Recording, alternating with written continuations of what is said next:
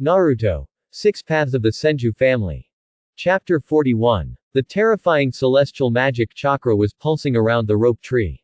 The rope tree reached out and waved, and the parasitic insects bathed in the magic energy let out bursts of joyful chirping, flew up from Xingya's body, and took the Sancho fish. Hanzo and Jingfu was surrounded by people. Naoki didn't stand up until this moment, not because he wanted to see the embarrassment of Tsunade and others after their defeat.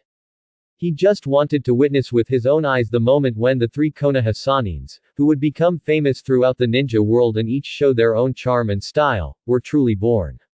Naoki knew that he would definitely stand at the top of the ninja world in the future. And how could the three people who had not experienced this battle and obtained the somewhat humiliating title of Sanin have the determination and motivation to reach a higher level? Knowing one's shame and then being brave is not an empty phrase. So after Naoki saw Sancho Hanzo bestowing the title of Sanin, he immediately stood up. After all, the system's mission has not yet been completed, and the impact of the Kingdom of Rain on the future of the entire ninja world goes beyond what is immediately apparent. He has not forgotten that Nagato, who will lead the Akatsuki organization to stir up trouble in the ninja world in the future, is currently in the Land of Rain led by Sancho Hanzo. The green serpentine senjutsu chakra behind him extended to the three Tsunade who were struggling to support themselves, and gently rolled them up and brought them back to Xingya's back. The rope tree mobilized the yang escape energy in the body and slapped the three of them respectively, and the powerful vitality immediately enveloped the three of them. The injuries on Jiraiya and others were recovering at a speed visible to the naked eye, and the chakra in their bodies began to flow again. Tsunade looked at her brother's current appearance in shock and opened her mouth to ask something. Naoshu waved his hands and smiled. Sister, let me talk to the demigod sir first. If there are any questions, we will talk about it later. Turning around to look at Hanzo, the Sancho fish surrounded by parasites, a smile appeared on Natsuki's face. Your Excellency demigod, I have admired your reputation in the ninja world for a long time. I hope you can give me some advice. Sanjiaoyu's retreat was cut off by the legendary wood release, and he saw the rope tree standing above Xingya's head, looking at him with evil eyes. He tightened his right hand on the handle of the knife behind his back, with a solemn expression on his face. Looking at the rope tree lustfully. Would escape. I just thought that some young man who didn't know the heights of the sky dared to stand by and watch while I was fighting with the Sanin. I didn't expect that I was mistaken. Who are you anyway? What is your relationship with the first Hokage? Naoki pointed at Tsunade and grinned, the teeth in his mouth turning pale white as reflected by the green senjutsu chakra. Tsunade is my biological sister, who do you think I am? Biting murderous intent surged out of Xingya's body along with Shungshu's smile. Xingya sensed Naoshu's thoughts and swung his huge tail towards Hanzo the Sancho fish. Sanchoyu Hanzo's eyes shrank, and when he heard Naoshu reveal his identity, he knew that he might not be good today. Seeing the snake's tail coming, I immediately wanted to use the water teleportation technique to dodge with Ibushi. However, the rain falling from the sky was completely blocked by the swarm of insects, and the accumulated water on the ground was sucked clean by the wildly growing wood escape. For a moment, Sanchoyu Hanzo couldn't find a medium to use to perform water teleportation. Snake Tail's lightning flashes came at him, and Sanchoyu Hanzo had no time to use water escape to create a favorable environment for himself. In desperation, he had no choice but to dodge Snake Tail's attack alone. I could only pray secretly in my heart, hoping that Ibushi could survive this blow. The moment Sanchoyu Hanzo disappeared, Xingya's huge tail landed heavily on Sanchoyu Ibushi with a sound of breaking wind. Jingbushi let out a scream like a baby crying, and its huge body knocked out a large hole in the insect swarm surrounding it, and hit the tree trunk formed by mud and heavily.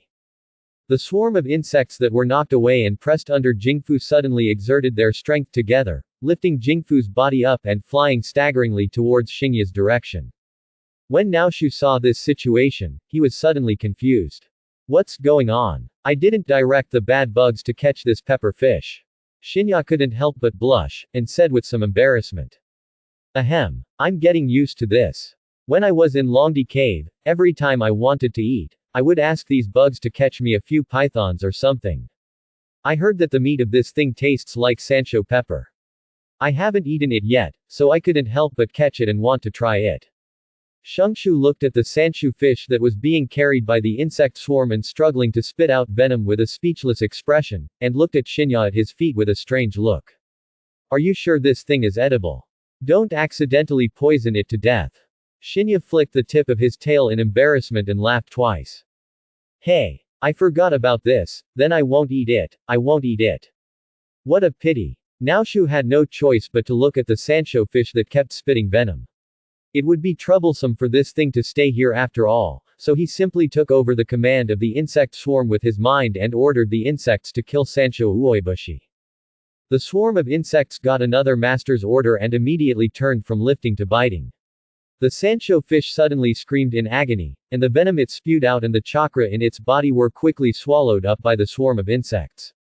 In a moment, it turned into smoke and disappeared with a bang, returning to the psychic world. If possible, it would never want to face these crazy parasites again, it is really too scary for fish. Sanshoyu Hanzo, who carefully appeared in a place not covered by wood barrier, sensed that Ibushi, who was surrounded by insects, suddenly returned to the spiritual world, and couldn't help but become wary of these insects. What terrible bugs! Even Ibushi's venom can't hurt them, but it can actually swallow chakra. With such a terrifying ability and such a large number, I'm afraid this time. Hanzo's eyes trembled slightly, and his heart gradually sank to the bottom. Naoki stretched his right hand forward, and a powerful wind chakra mixed with magic energy slowly formed a huge shuriken in his hand. Immortal technique, wind release, spiral shuriken. Keeping the spiral shuriken spinning in his hand, Naoki set his sights on Hanzo. There was no expression on his face, and his cold voice reached Sanshoyu Hanzo's ears. Hanzo, you provoked a war against Konoha without authorization for your own desires. Destroyed the hard-won peace that my Senju clan had sacrificed 2 Hokages and countless Konoha ninjas to gain. How many families in the 2 villages will be destroyed and their wives separated from their children by doing this? You have committed a heinous crime. Sanshoyu Hanzo watched Naoki once again use a terrifying ninjutsu that he had never seen before, and the corners of his mouth twitched uncontrollably twice. Hearing Naoshu's scolding, he still subconsciously retorted. What do you know? I am doing this for the peace of the Rain country. If I don't lead the Rain ninja village to launch a resistance, the country of Rain will always exist in the cracks of the major countries, and more people will be killed by then. The rope tree sneered. HMPH. That sounds nice. Then why didn't you resist when my 2 grandfathers were still alive? But after the 2 Hokages of my Senju family passed away, you immediately jumped out and started a war. Haha, what kind of ninja demigod? He's just a clown who bullies the weak and fears the strong. Hanzo suddenly became furious, and regardless of the threat of the parasitic bug and the powerful wind escape in the hands of the rope tree, he pulled out the scythe from his back and rushed towards the rope tree. Naoki's eyes turned cold, he flipped his wrist and threw the spiral shuriken that was ready to go towards Hanzo. The spiral shuriken came out of his hand, and with the blessing of wind attributes and senjutsu, it came to Hanzo almost instantly. The strong wind pressure blew Hanzo's armor loudly. Hanzo's eyes shrank and he instinctively held the scythe in front of him. The scythe infused with Hanzo's rich chakra collided with the Rasenshuriken, making a series of harsh friction sounds. Hanzo's body was pushed back continuously, knocking away the parasites flying in the air, revealing the gloomy sky. A drop of rainwater was swept in front of Hanzo by the wind brought by the Rasenshuriken. Hanzo felt happy, and he used both hands to push the handle of the knife that was resisting the pressure of the Rasenshuriken, and his body quickly retreated. Reaching out to grab the drop of rainwater, the chakra in his body was instantly mobilized, and his body turned into a stream of water and disappeared. Hanzo is truly worthy of the title of the demigod of the ninja world. With just one hand of water, no one in the entire ninja world can come close to him except the dead Senju Tobarama.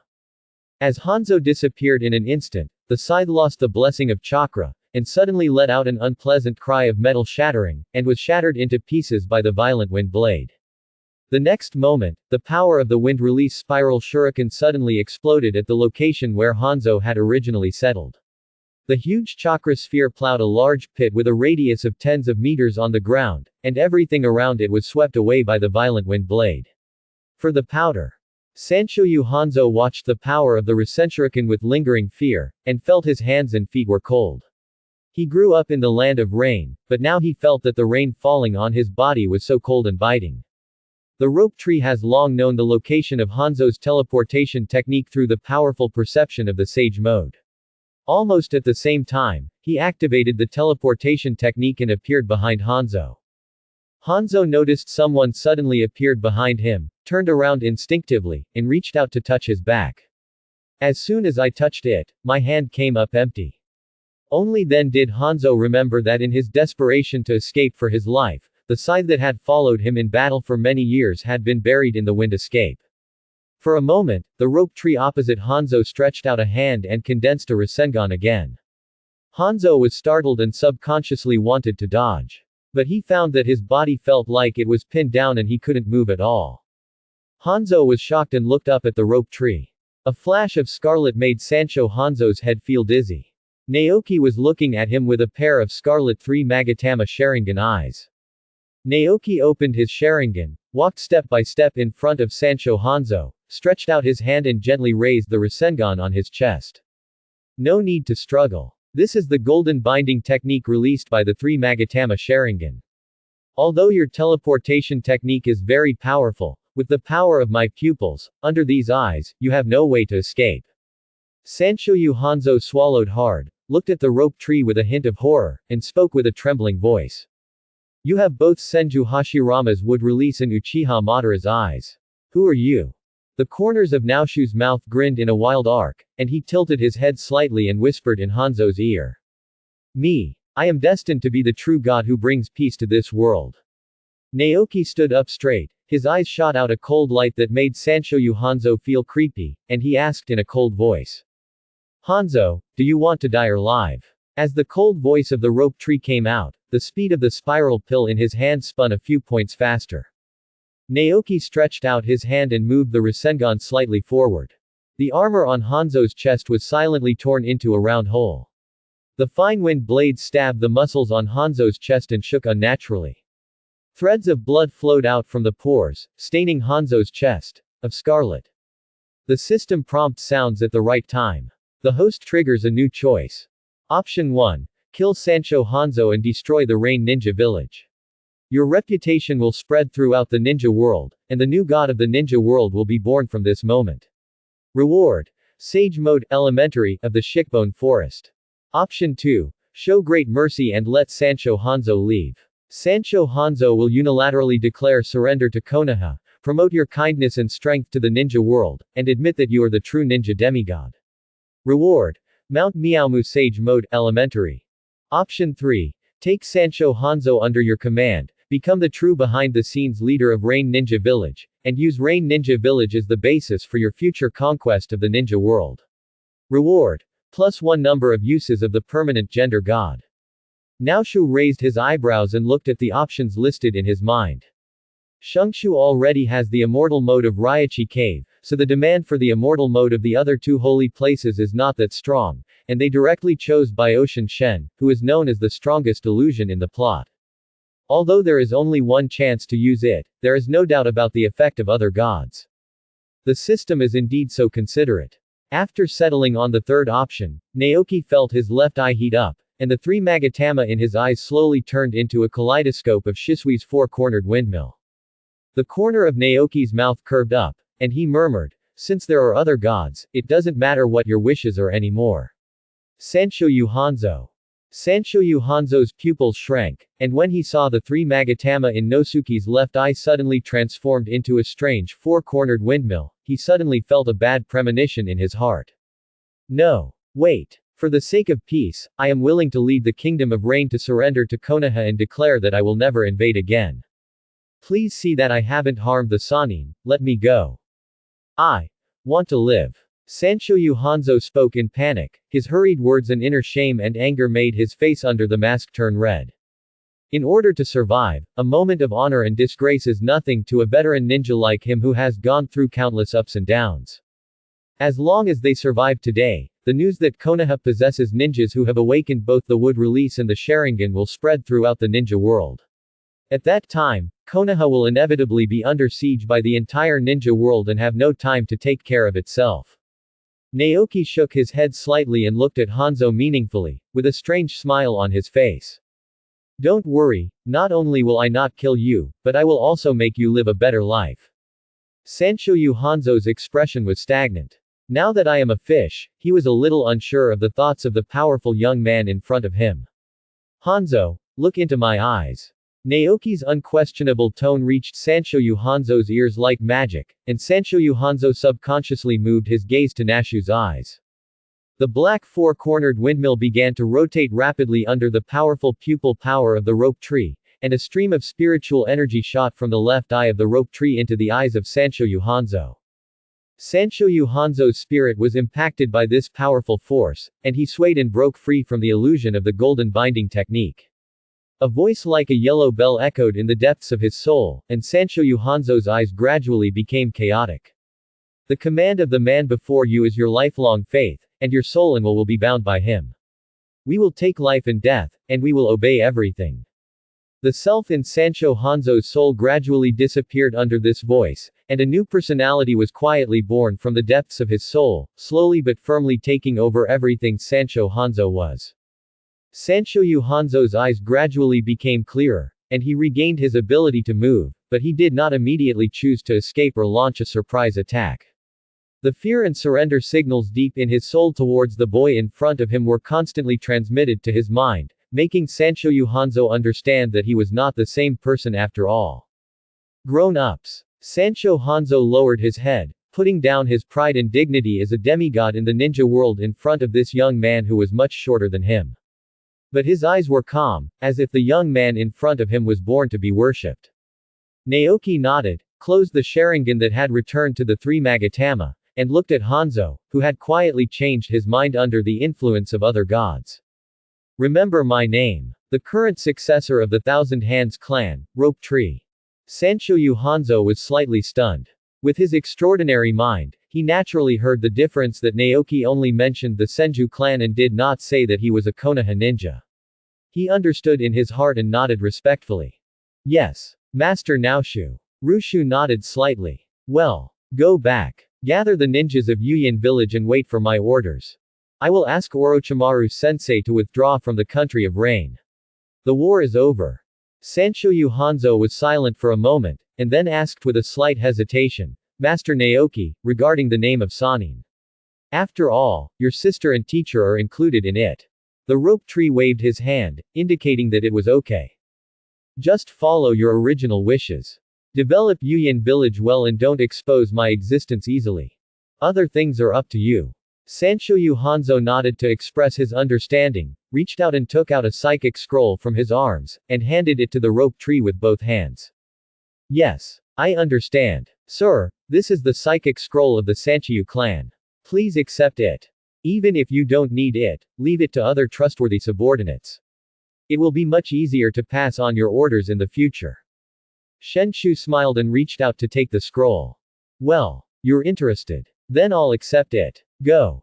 Yes. I'm going back now, please take care of yourself. Sanshoyu Hanzo bowed to say goodbye.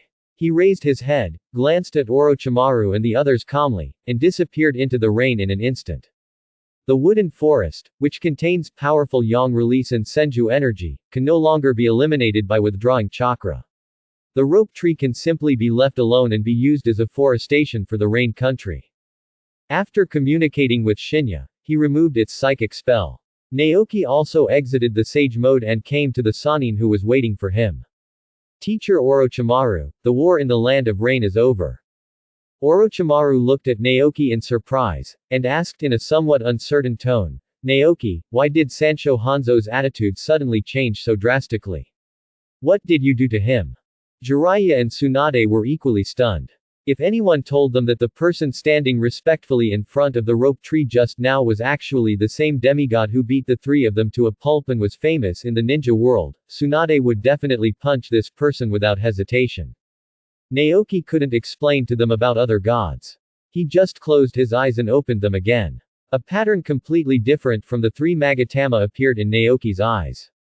The scarlet eyeball, the pupil turned into a black dot, surrounded by 3 crescent moons, connected end to end, forming a pattern like 3 petals. Hanzo the Sanshoyu has fallen into the illusion of my Mangekyo Sharingan, and he no longer poses a threat to us. Orochimaru looked at the pattern in the eyes of the rope tree, which was the same as the legendary Uchiha Madara's eyes, an advanced form higher than the ordinary 3 Magatama Sharingan, which made him feel slightly distracted. Rose Tree, I didn't expect you to reach this point so quickly. In comparison, I, as a teacher, have lived for 25 years, and I feel like a waste. Tsunade looked at her brother with a hint of panic in her eyes. The rope tree in front of her suddenly gave her a very strange feeling. Rose Tree, why do you have these eyes? What happened to you? Before Naoki could comfort the stricken teacher, he heard Tsunade's fearful question. Sister, it takes a long time to talk about it. I will pull you into the illusion space. You can see for yourself. With a look from Naoki, Tsunade's spirit was pulled into the illusion space, and the scene of Shinya telling the story was reproduced through illusion. After a moment's hesitation, Naoki pulled Jiraiya in, who was looking at him in shock. Naoki still had faith in Jiraiya's character. Although Jiraiya is usually a bit irrational, he is really kind to himself. And with Jiraiya's vision, he naturally knew what the secrets on Naoki's body meant, and Naoki believed that he would never tell nonsense.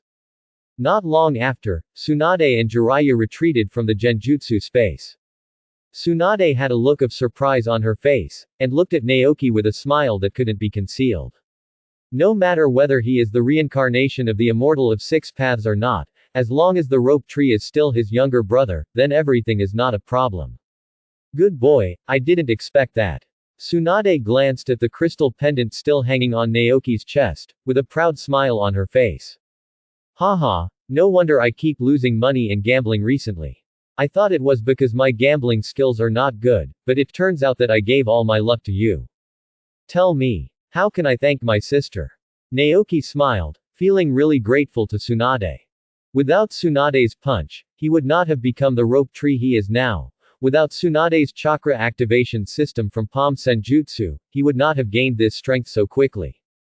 Speaking of which, I really owed Tsunade a lot. Sister, you just need to know that I will always be your brother.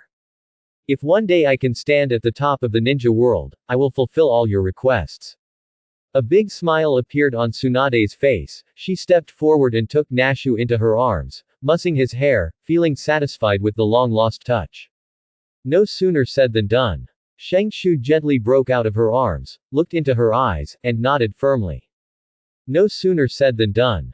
Tsunade suddenly beamed with joy, stretched out her hand and punched Naoki lightly on the chest. Okay. Sister, wait for that day. Orochimaru looked at Naoki with twinkling eyes. He did not envy Naoki's feelings for Tsunade. He knew that his position in Naoki's heart was irreplaceable to some extent. He has foreseen his future. A future full of hope and sunshine, vitality and peace. Jiraiya looked at the 3 people standing together with a complicated expression, and suddenly felt a little confused. Perhaps, he should go back to Miaomu Mountain and ask the omniscient Big Toad Immortal how he should go in the future. Tsunade and Naoki laughed for a while and finally calmed down their excitement. After discussing with Orochimaru, they decided to go back to Konoha first. After all, the war in the Land of Rain was over, and they had to go back and report to the village.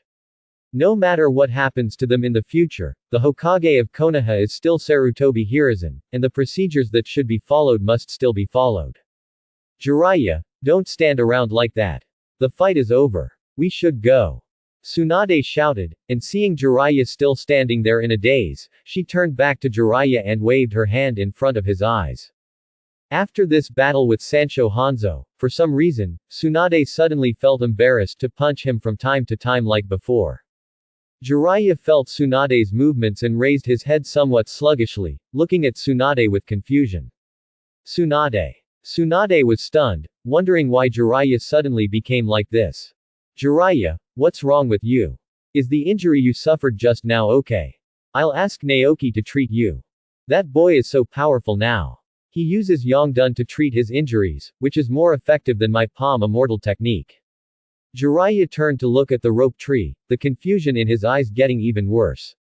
Tsunade, I'm fine. It's just that I suddenly don't know how to face Sarutobi-sensei. After all, he has taught us for so many years. Tsunade's face suddenly became unhappy and she punched Jiraiya in the chest. HMPH. Jiraiya, don't mention that old man to me. He actually acquiesced to Danzo's attack on the rope tree, and also wanted you to trick the rope tree into getting back. I don't care about this kind of teacher. Jiraiya clutched his chest and smiled bitterly.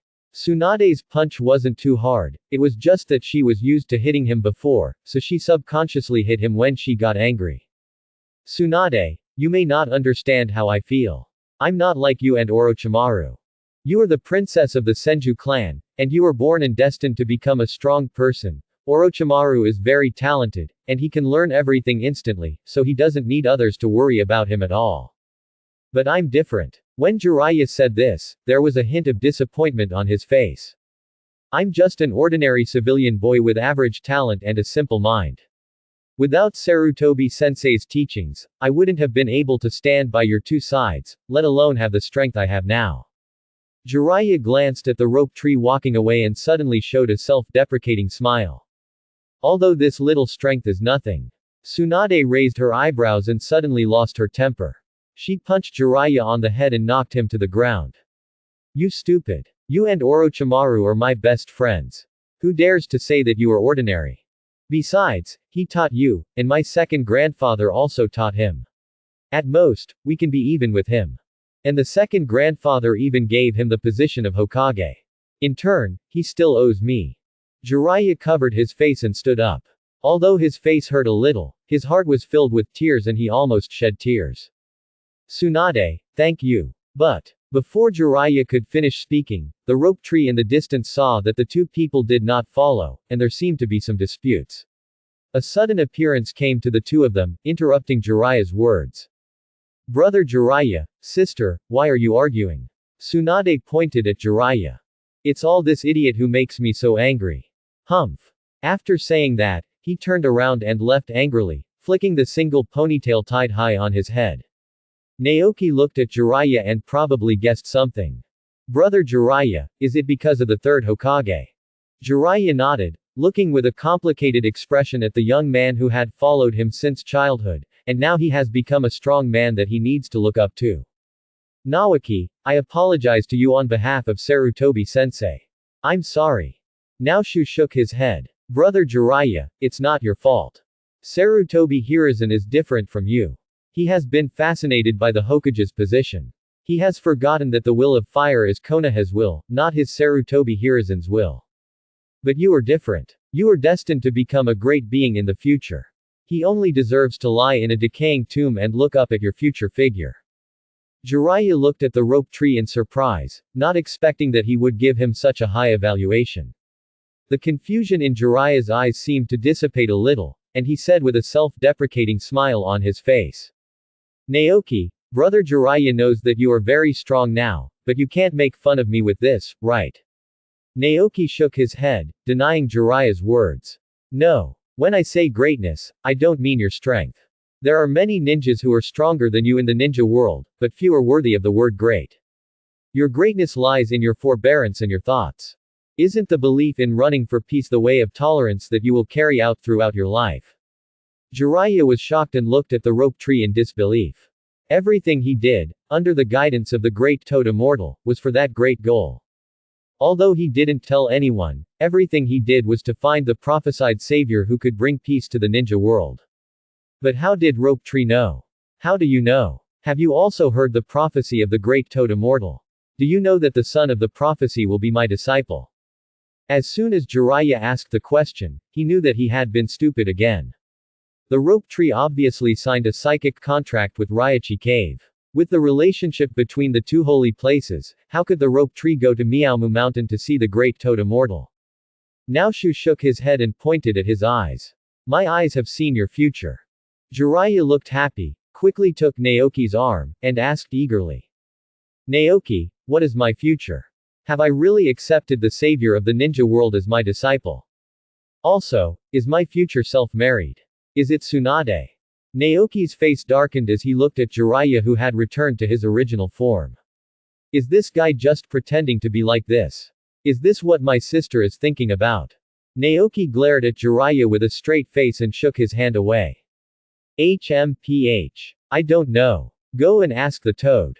Jiraiya licked his face and turned to Naoki, laughing along with him.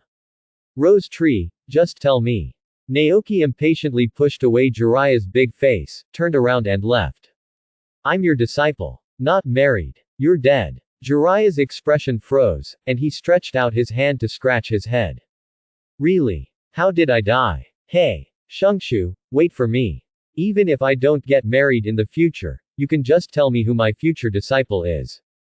Naoki speeded up in front, catching up with Orochimaru and Tsunade, and dropped a word from a distance. I don't know. It's so annoying. When Naoki and others came to the battlefield of Rain Kingdom, a major event affecting the entire ninja world was happening. In the north of the Kingdom of Frost, there is a peninsula deep into the sea. The skeleton of a huge unknown beast towers above the cemetery known as the mountain. Deep underground, in an unknown dark and wide cave, a long-haired old man wearing dark red Warring States armor slowly opened his eyes. The Mangekyo Sharingan in his eyes began to rotate rapidly, and finally stopped in an instant. The kaleidoscope patterns trembled and slowly disappeared in the pupils. The whites of the lavender eyes slowly covered the scarlet in the eyes, and black circular ripples appeared in the pupils. Madara Uchiha raised the scythe in his hand that was connected with a chain and a fan. He looked at the ripples in his eyes through the reflection on the blade, and the long-lost blood surged in his chest. Hashirama, what is recorded on the Nanga Shrine stone plaque is true. I am indeed on the right path. You were wrong. Uchiha Madara reached out and gently touched the pale human face that grew on his chest, murmuring to himself. Before the Battle of the Valley of the End that year, Uchiha Madara knew that the complete Susanoo and the mindless Kyuubi alone would probably not be the opponent of Senju Hashirama. Before the war, Uchiha Madara replaced one of his eyes, found an eye that fit him relatively well in the clan's inventory, and replaced it in the eye socket. Sure enough, when Senju Hashirama got serious, he entered the wooden escape in Sage mode, which was so powerful that it almost made him despair. The complete Susanoo, who claims to have the power to destroy everything in the forest, is as fragile as the wood release, true thousand hands used by Senju Hashirama, even if it is attached with the Nine Tails chakra coat. Children's toys. At the final moment of defeat, Uchiha Madara activated the Uchiha clan's forbidden technique Izanagi at the cost of losing his sight in this eye, putting himself into a state of suspended animation. He made the right bet. Senju Hashirama is still so weak. Despite his dissuasion, the ninjas of Konoha did not do anything excessive to his body. Therefore, no one discovered that he was in a state of suspended animation, including the hateful Senju Tobirama. This allowed him to escape with his life and escape from the tomb built for him by Senju Hashirama, leaving a shadow clone to lie in the empty tomb instead of him. Returning to the secret place that he had long searched for, Uchiha Madara replaced his eyes and implanted a piece of flesh and blood bitten off from Senju Hashirama into his body. Everything he did was for the words recorded on the stone tablet of Nanga Shrine. Those who obtain the two opposite extreme powers of yin and yang will be in touch with the principles of all things and gain access to all things. And those who have the power of all things will open the real eye of the immortal, the eye of samsara. I would like to ask the entire ninja world, apart from myself who has the eternal Mangekyo Sharingan, and the Senju Hashirama who has a complete immortal body, who else is worthy of possessing the ultimate power of yin and yang? After more than 10 years of waiting, he did not hesitate to live a life like a savage, eating hair and drinking blood, just for this moment when his dream would bear fruit. Uchiha Madara touched his eyes, feeling the incredibly powerful abilities of the Rinnegan that came into his mind, and a divine light appeared in his eyes. Yin-Yang Escape, Reincarnation Eye Technique, Psychic Technique, Heretic Golem, and the one recorded on the stone tablet, the infinite Tsukuyomi that can achieve eternal peace in the ninja world. The corners of Uchiha Madara's mouth slowly opened in an arc, and his eyes shone with excitement. Hashirama, I told you. But at that time, you sneered at this and thought I was wishful thinking. Hee hee. Now I have opened the real immortal eyes, and you are dead. What a pity. Uchiha Madara stood up from the stone bed, his old face looking a little energetic at this time. Then let me use these eyes to release the infinite Tsukuyomi and bring true peace to this world. I Uchiha Madara's heroic words suddenly stopped, looking at his already old hands, slightly absent-minded. Am I actually that old already? The sudden awakening made Uchiha Madara realize that he was no longer the high-spirited ninja Shura, but a twilight old man like a candle in the wind. This huge psychological gap immediately aroused the madness hidden in the souls of the Uchiha clan. No. I can't just grow old like this when I'm about to see the results. Aging and death can't stop my plan. There is a way to resurrect the dead in the eyes of reincarnation. I want to find someone to keep these eyes for me. After I die, find a suitable opportunity to use the natural technique of reincarnation to resurrect me. No. Not enough. This cannot guarantee his loyalty to me. I must find a guide for him. Guide him to accomplish all this for me according to my wishes. Uchiha Madara's expression changed for a while, and he finally came up with what he thought was the most reasonable method. Then, try the creative ability of yin-yang escape. Divide a ray of my will, create a brand new life, and fulfill the mission of a leader for me. Having made up his mind, Uchiha Madara closed his eyes tightly and put his hand on his eyes. Fuse the power of yin and yang with a ray of your own thoughts to activate the creative ability of yin and yang escape. A dark figure quietly emerged from the ground in front of Uchiha Madara, looking at him with full malice in his dim yellow pupils. Uchiha Madara seemed to be aware of it and opened his eyes in confusion. Did new life form so quickly? The power of the Samsara Eye is really powerful. The malice in the black figure's eyes instantly subsided, and he looked at Uchiha Madara with a confused look, his eyes full of admiration.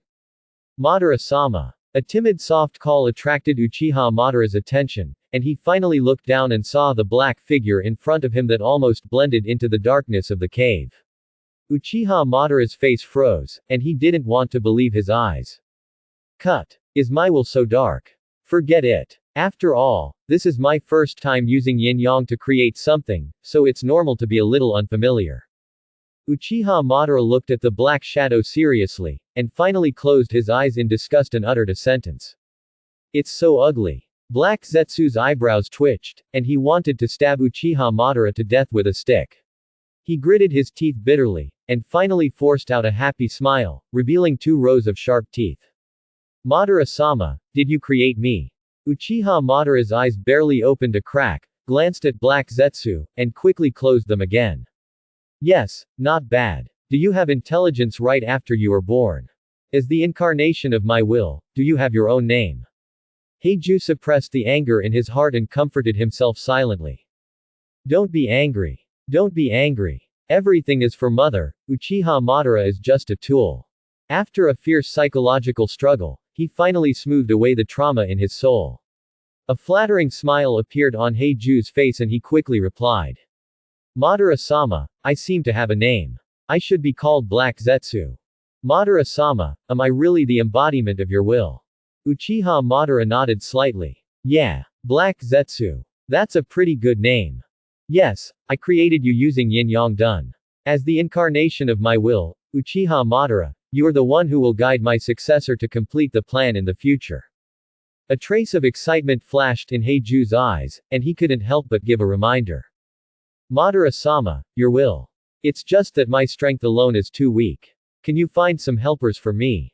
This way, your successor will be found faster in the ninja world. Uchiha Madara showed an approving smile and glanced at Black Zetsu.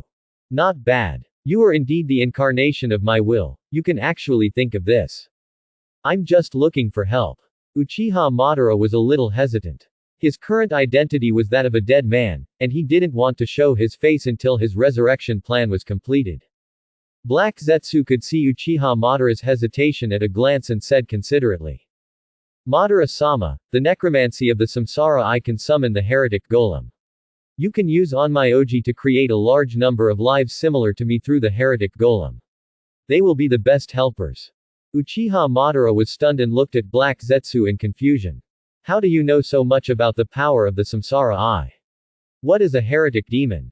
Black Ju chuckled. Madara-sama, I am the embodiment of your will. I know everything you know. You just didn't think of it for a moment, didn't you? Uchiha Madara's arrogant character would certainly not admit his shallow knowledge, but he did not express any doubt that Black Zetsu knew about this, and just nodded. Then tell me, what's the use of the heretic golem? Black Zetsu secretly despised Uchiha Madara's behavior before opening his mouth to explain. The outer demon is the body of the 10 tails, which can house the tailed beasts and resurrect the 10 tails into a powerful war weapon. And the 10 tails is indispensable for the release of the infinite Tsukuyomi. Uchiha Madara nodded in understanding. So, this heretic demon statue is not simple, so let's channel it and have a look. Uchiha Madara formed the seal of the psychic technique and pressed it to the ground. 2 psychic contracts appeared in his perception at the same time. Kyuubi's psychic contract seemed to be sealed by a powerful force and did not respond to his call. Uchiha Madara knew that Kyuubi was now sealed in Uzumaki Mito's body, so he snorted and gave up the idea of channeling Kyuubi out. The Kyuubi in Mito's body suddenly stirred, and he opened his sleepy eyes. A burst of violent chakra surged from his body, and he suddenly raised his head from the sealed space. Uzumaki Mito noticed the strange movement of the seal in his body, sensed entering the sealed space, and looked at Kyuubi coldly. Kyuubi, after all these years, aren't you still honest? Kyuubi ignored Mito and carefully sensed the feeling that had just appeared. But the summoning power of necromancy came and went quickly, and within a short time, I could no longer feel it at all. Kyuubi snorted, gathered his chakra, lay down on the ground again, and closed his eyes. Seeing that Kyuubi suddenly became quiet again, Mito secretly cursed a lunatic, snorted coldly, and retreated from the sealed space. Kyuubi's closed eyes reopened, his pupils shrunk to a thin line, and he murmured, Uchiha Madara. Moon. The forbidden area of the Otsutsuki clan suddenly trembled. The body of the 10 tails, which had been guarded for many years, was suddenly pulled by a powerful force, pulled out of the ground, and disappeared into a ball of white smoke. The descendants of Hamura Otsutsuki who lived on the moon suddenly fell into chaos, and they opened their Byakugan to search. As a result, the people of the Otsutsuki clan searched the entire moon and could not find any trace of the heretic demon, so they had no choice but to leave it alone. Uchiha Madara looked at the huge heretic demon in front of him with some breathlessness. Even though he had experienced countless storms, he was also shocked by this ferocious 10-tailed body. The huge head was raised high, as if it was roaring silently, 2 thick arms were deeply inserted into the ground, and more than half of the tall body was buried underground. The upper body exposed on the ground had messy tree branches. There were thick spikes, and an object like a silkworm cocoon hung on each branch, swaying gently with the movements that had just been channeled. Black Zetsu stood next to Uchiha Madara, pointing to the cocoons and saying, Madara-sama, these should be the lives created by the legendary sage of 6 paths using yin and yang escape. As long as you use yin-yang escape to awaken them and break into your will, you can get a large number of subordinates who are completely loyal to you. Madara Uchiha looked at those cocoons in surprise, and felt an unreal feeling in his heart. Did my luck also improve after I awakened my samsara eye? Uchiha Madara frowned and looked at the white creatures huddled together in 2s and 3s with a headache. Following Heiju's method, he injected the yin-yang escape into the cocoon hanging by the heretic demon, and activated the humanoid weapon named Baiju inside. The delighted Uchiha Madara didn't know at the time how much trouble these naked white creatures had caused him. Wow! This spike on your body is so beautiful. Why don't I have one? Can you give it to me? A white Zetsu whose whole body was as smooth as a shelled egg looked at the similar creature in front of him that was covered in spikes with envy. The spiked white Jew refused flatly. No. Don't even think about it. These spikes are my symbol of being a male. Smooth Baiju was stunned and reached out to touch his crotch, with a look of confusion on his face. Male. Do we still have a gender? No matter what, I also want to become a powerful male Baizetsu. If you don't give it to me, I'll take it. As he spoke, he threw the spiked Baiju to the ground. Regardless of the several holes pierced by the spikes on his body, he reached out and broke off 2 spikes from his body, put them on his body haphazardly, and stood up happily. Run. Spike Baiju let out a shrill scream, struggling from the ground as if he had lost the most precious thing, and chased after the hateful robber while crying. When the other Baiju saw the 2 guys fighting, they laughed, and then they went about their own business. Those who were digging holes in the ground continued to dig holes, those who were crawling around on the walls like spiders continued to study how to build webs, Those who were studying together to study bad books that they had obtained from unknown sources continued to stare at the illustrations in the books and uttered waves of exclamation. Awesome. This person's chest muscles are so strong, I'm so envious. Yeah. Madara Uchiha kicked away White Zetsu, who was trying to lift up the hem of his armor from behind to see where he was excreting, and veins jumped on his forehead. Before this curious guy attacked him, he had already asked Uchiha Madara 3 times how he defecated and what it felt like to have a bowel movement. How does this guy Heiju look like the incarnation of my will? Look at all the rubbish they got out for me.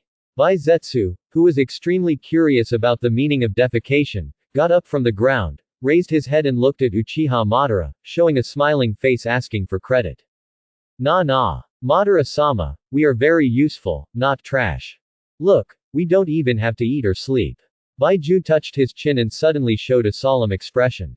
I just mind a little bit. Uchiha Madara turned to look at him with confusion in his eyes. Even if I can't eat and sleep, I can't even poop.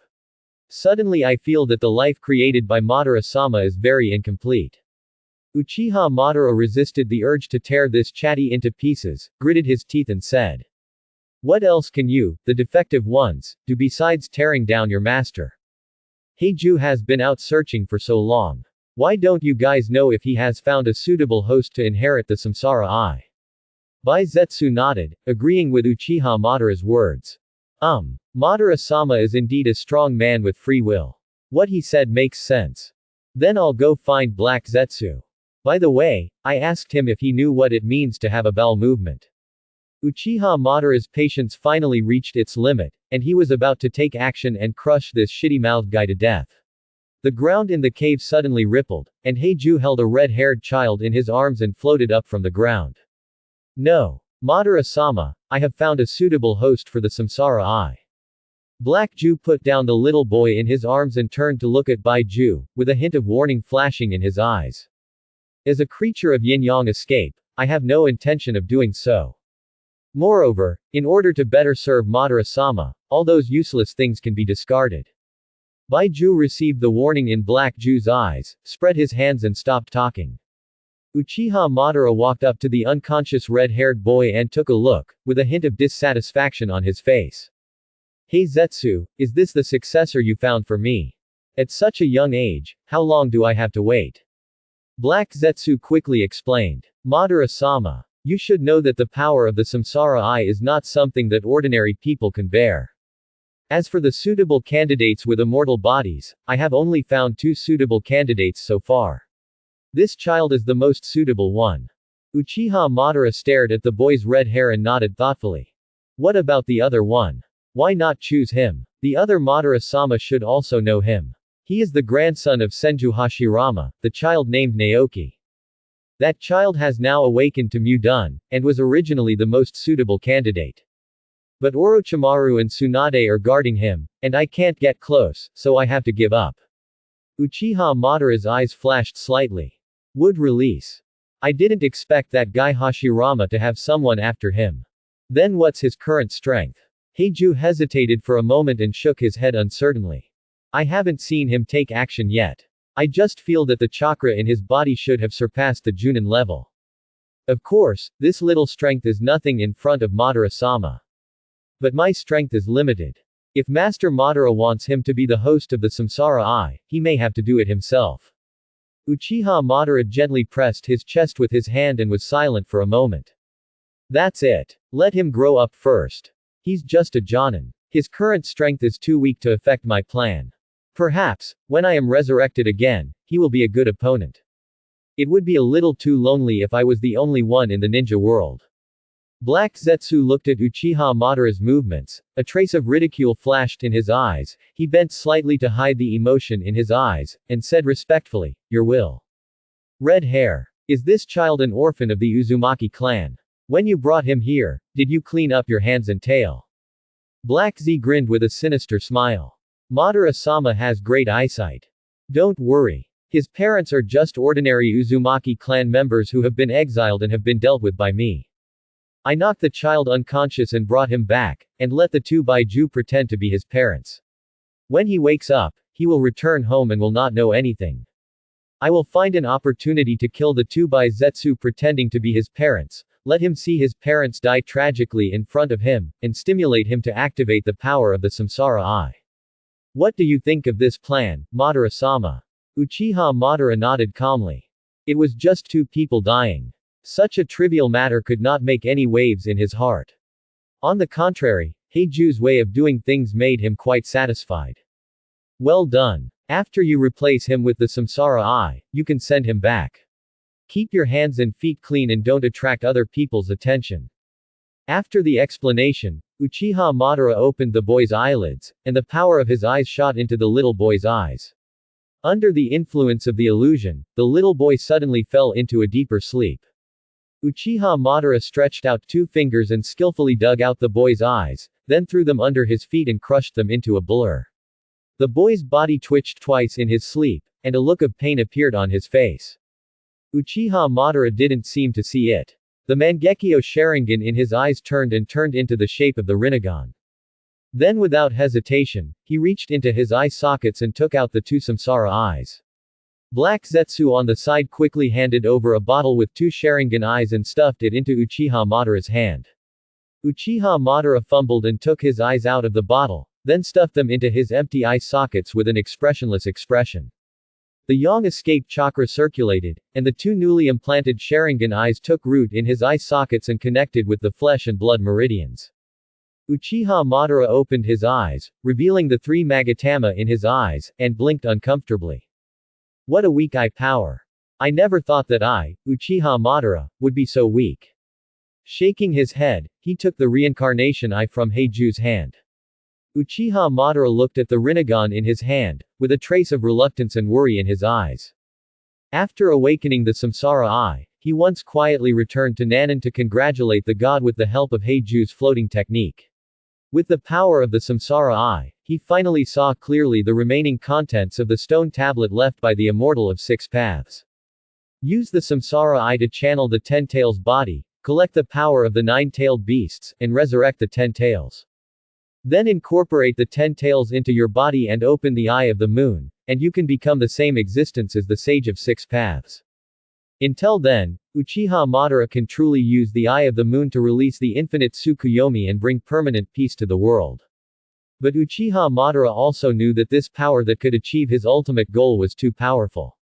What if this little guy masters the power of the Samsara Eye in the future and becomes out of control and wants to resist? With Heiju's power, I'm afraid he won't be able to stop it. We should think of a way to add a layer of insurance to these eyes. Uchiha Madara was thinking about it in his mind, and suddenly he had an idea and thought of a secret technique recorded by the Uchiha clan. The three Magatama in his eyes suddenly began to spin crazily under the full force of Uchiha Madara, and a somewhat blurry kaleidoscope pattern gradually appeared in his eyes. Cold sweat broke out on Uchiha Madara's forehead, and he tried his best to maintain the supply of pupil power in his eyes, and injected a transfer seal into the Rinnegan in his hand. He quickly opened the boy's eyelids and pushed the two reincarnation eyes in. He tried his best to activate the yang escape chakra in his hand, connecting the nerves and blood vessels in the boy's orbit to the Samsara Eye. The lavender reincarnation eyes flickered in the boy's eyes for a moment, then disappeared, turning into ordinary black pupils on a white background. Uchiha Madara finally breathed a sigh of relief when he saw that the eye change was completed and the transfer seal was placed in the reincarnation eye. The massive overdraft of his pupil power caused two lines of blood and tears to flow from the corners of Uchiha Madara's eyes, and the Sharingan in his eyes closed automatically. Dragging his tired body, Uchiha Madara sat back on the stone bed and waved his hand weakly. Heiju, send him back. Let these Shiro never bother me. I need some rest. Heiju responded respectfully, looking at the boy lying quietly on the ground with hopeful eyes, holding him in his arms, and slowly sank into the ground. Nagato, Conan. Hurry up and follow. The three ninjas fighting Hanzo are leaving. Let's go around to the front and wait for them. An orange-haired boy about 5 or 6 years old urged the two younger friends behind him. The little girl with purple hair had tears in her eyes. She looked at the body of the dead white puppy on the ground with a confused look on her face.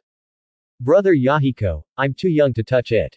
The child named Yahiko turned around and grabbed the hands of the two friends and pulled them forward. Xiaonan, little one is dead. When we succeed in recruiting those ninja masters as our disciples, I will come back and bury it properly. Come with me now, it's too late. Conan was staggered by Yahiko, and she couldn't care less about her sadness. She screamed and was dragged forward. The red-haired Nagato glanced at the body of the little white dog and followed the two friends in silence. A few days ago, Nagato was a child with both parents. Although life in the country of rain was very difficult, at a young age, he didn't care about it. As long as his parents were always by his side, he would be fine. However, two ninjas suddenly broke into their home that day and killed both his parents because of some food. The angry Nagato somehow burst out with power and killed the two ninjas. Uncontrollable forces buried the parents' bodies deeply in the ruins of the house. He became an orphan who lost his parents and family in the war. The homeless Nagato began a wandering life until he met these two friends who had the same problem as him. At Yahiko's invitation, he joined his small team. Also joining the team with him was a white puppy named Little Bit, which he picked up on the road, but it had already starved to death. Brother Yahiko, which village are those three ninja masters from? Will they accept us? Conan followed Yahiko out of breath and couldn't help but ask. Yahiko didn't look back, he stared in one direction and ran, hoping to seize this opportunity that might change his destiny. I don't know either. I only know that they fought with Hanzo who started the war, so they must not be bad people. Hanzo started the war, he was a bad guy. They fought Hanzo and stopped the war, they must be good guys.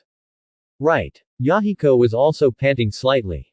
Although he was a bit older than his two friends, he was young and lacked nutrition, and his physical strength was not that good. Conan and Nagato nodded in confusion behind them. They had never considered this issue, such as good guys and bad guys. So what about who is good and who is bad? What does it have to do with them?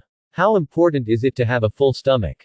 Yahiko and his two friends ran to the side of a road before stopping and hiding behind a big rock. The three little guys leaned against each other, breathing heavily. I've seen ninjas wearing the same clothes as them on this road before. Now that they have finished fighting, they should go back this way later. We will stay here and we will definitely encounter them. Xiaonan groaned, and suddenly his eyes lit up, and he remembered something.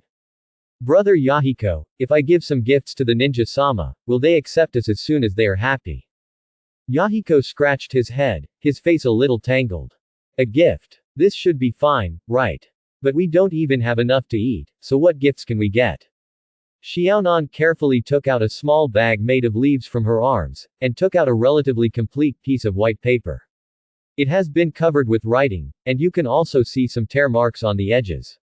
It was obviously discarded after use, but Xiaonan carefully kept it. My mother taught me origami. I can use this paper to make flowers and give them as gifts. As Xiaonan spoke, she quickly folded the paper into the shape of a flower with her little hands, and held it up in front of the two friends like a treasure.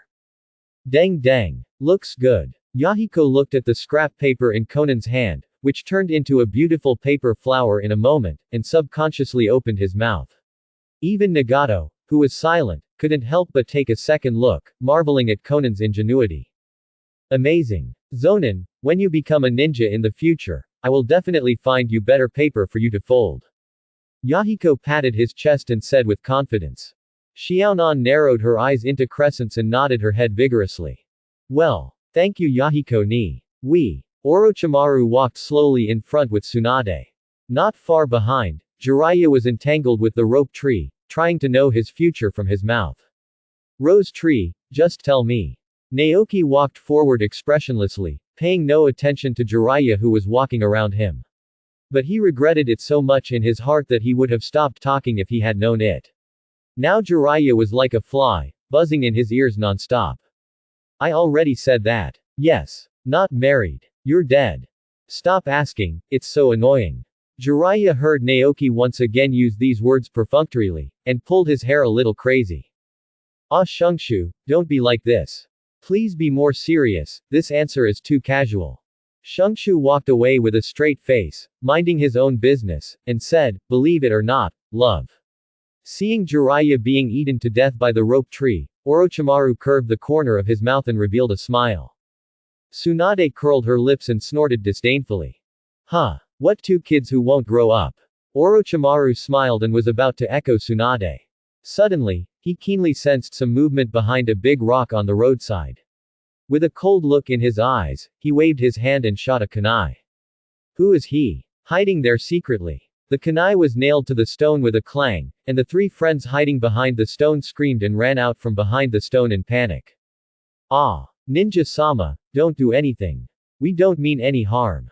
We are here specifically to wait for you. We want to become ninjas, please accept us as your disciples.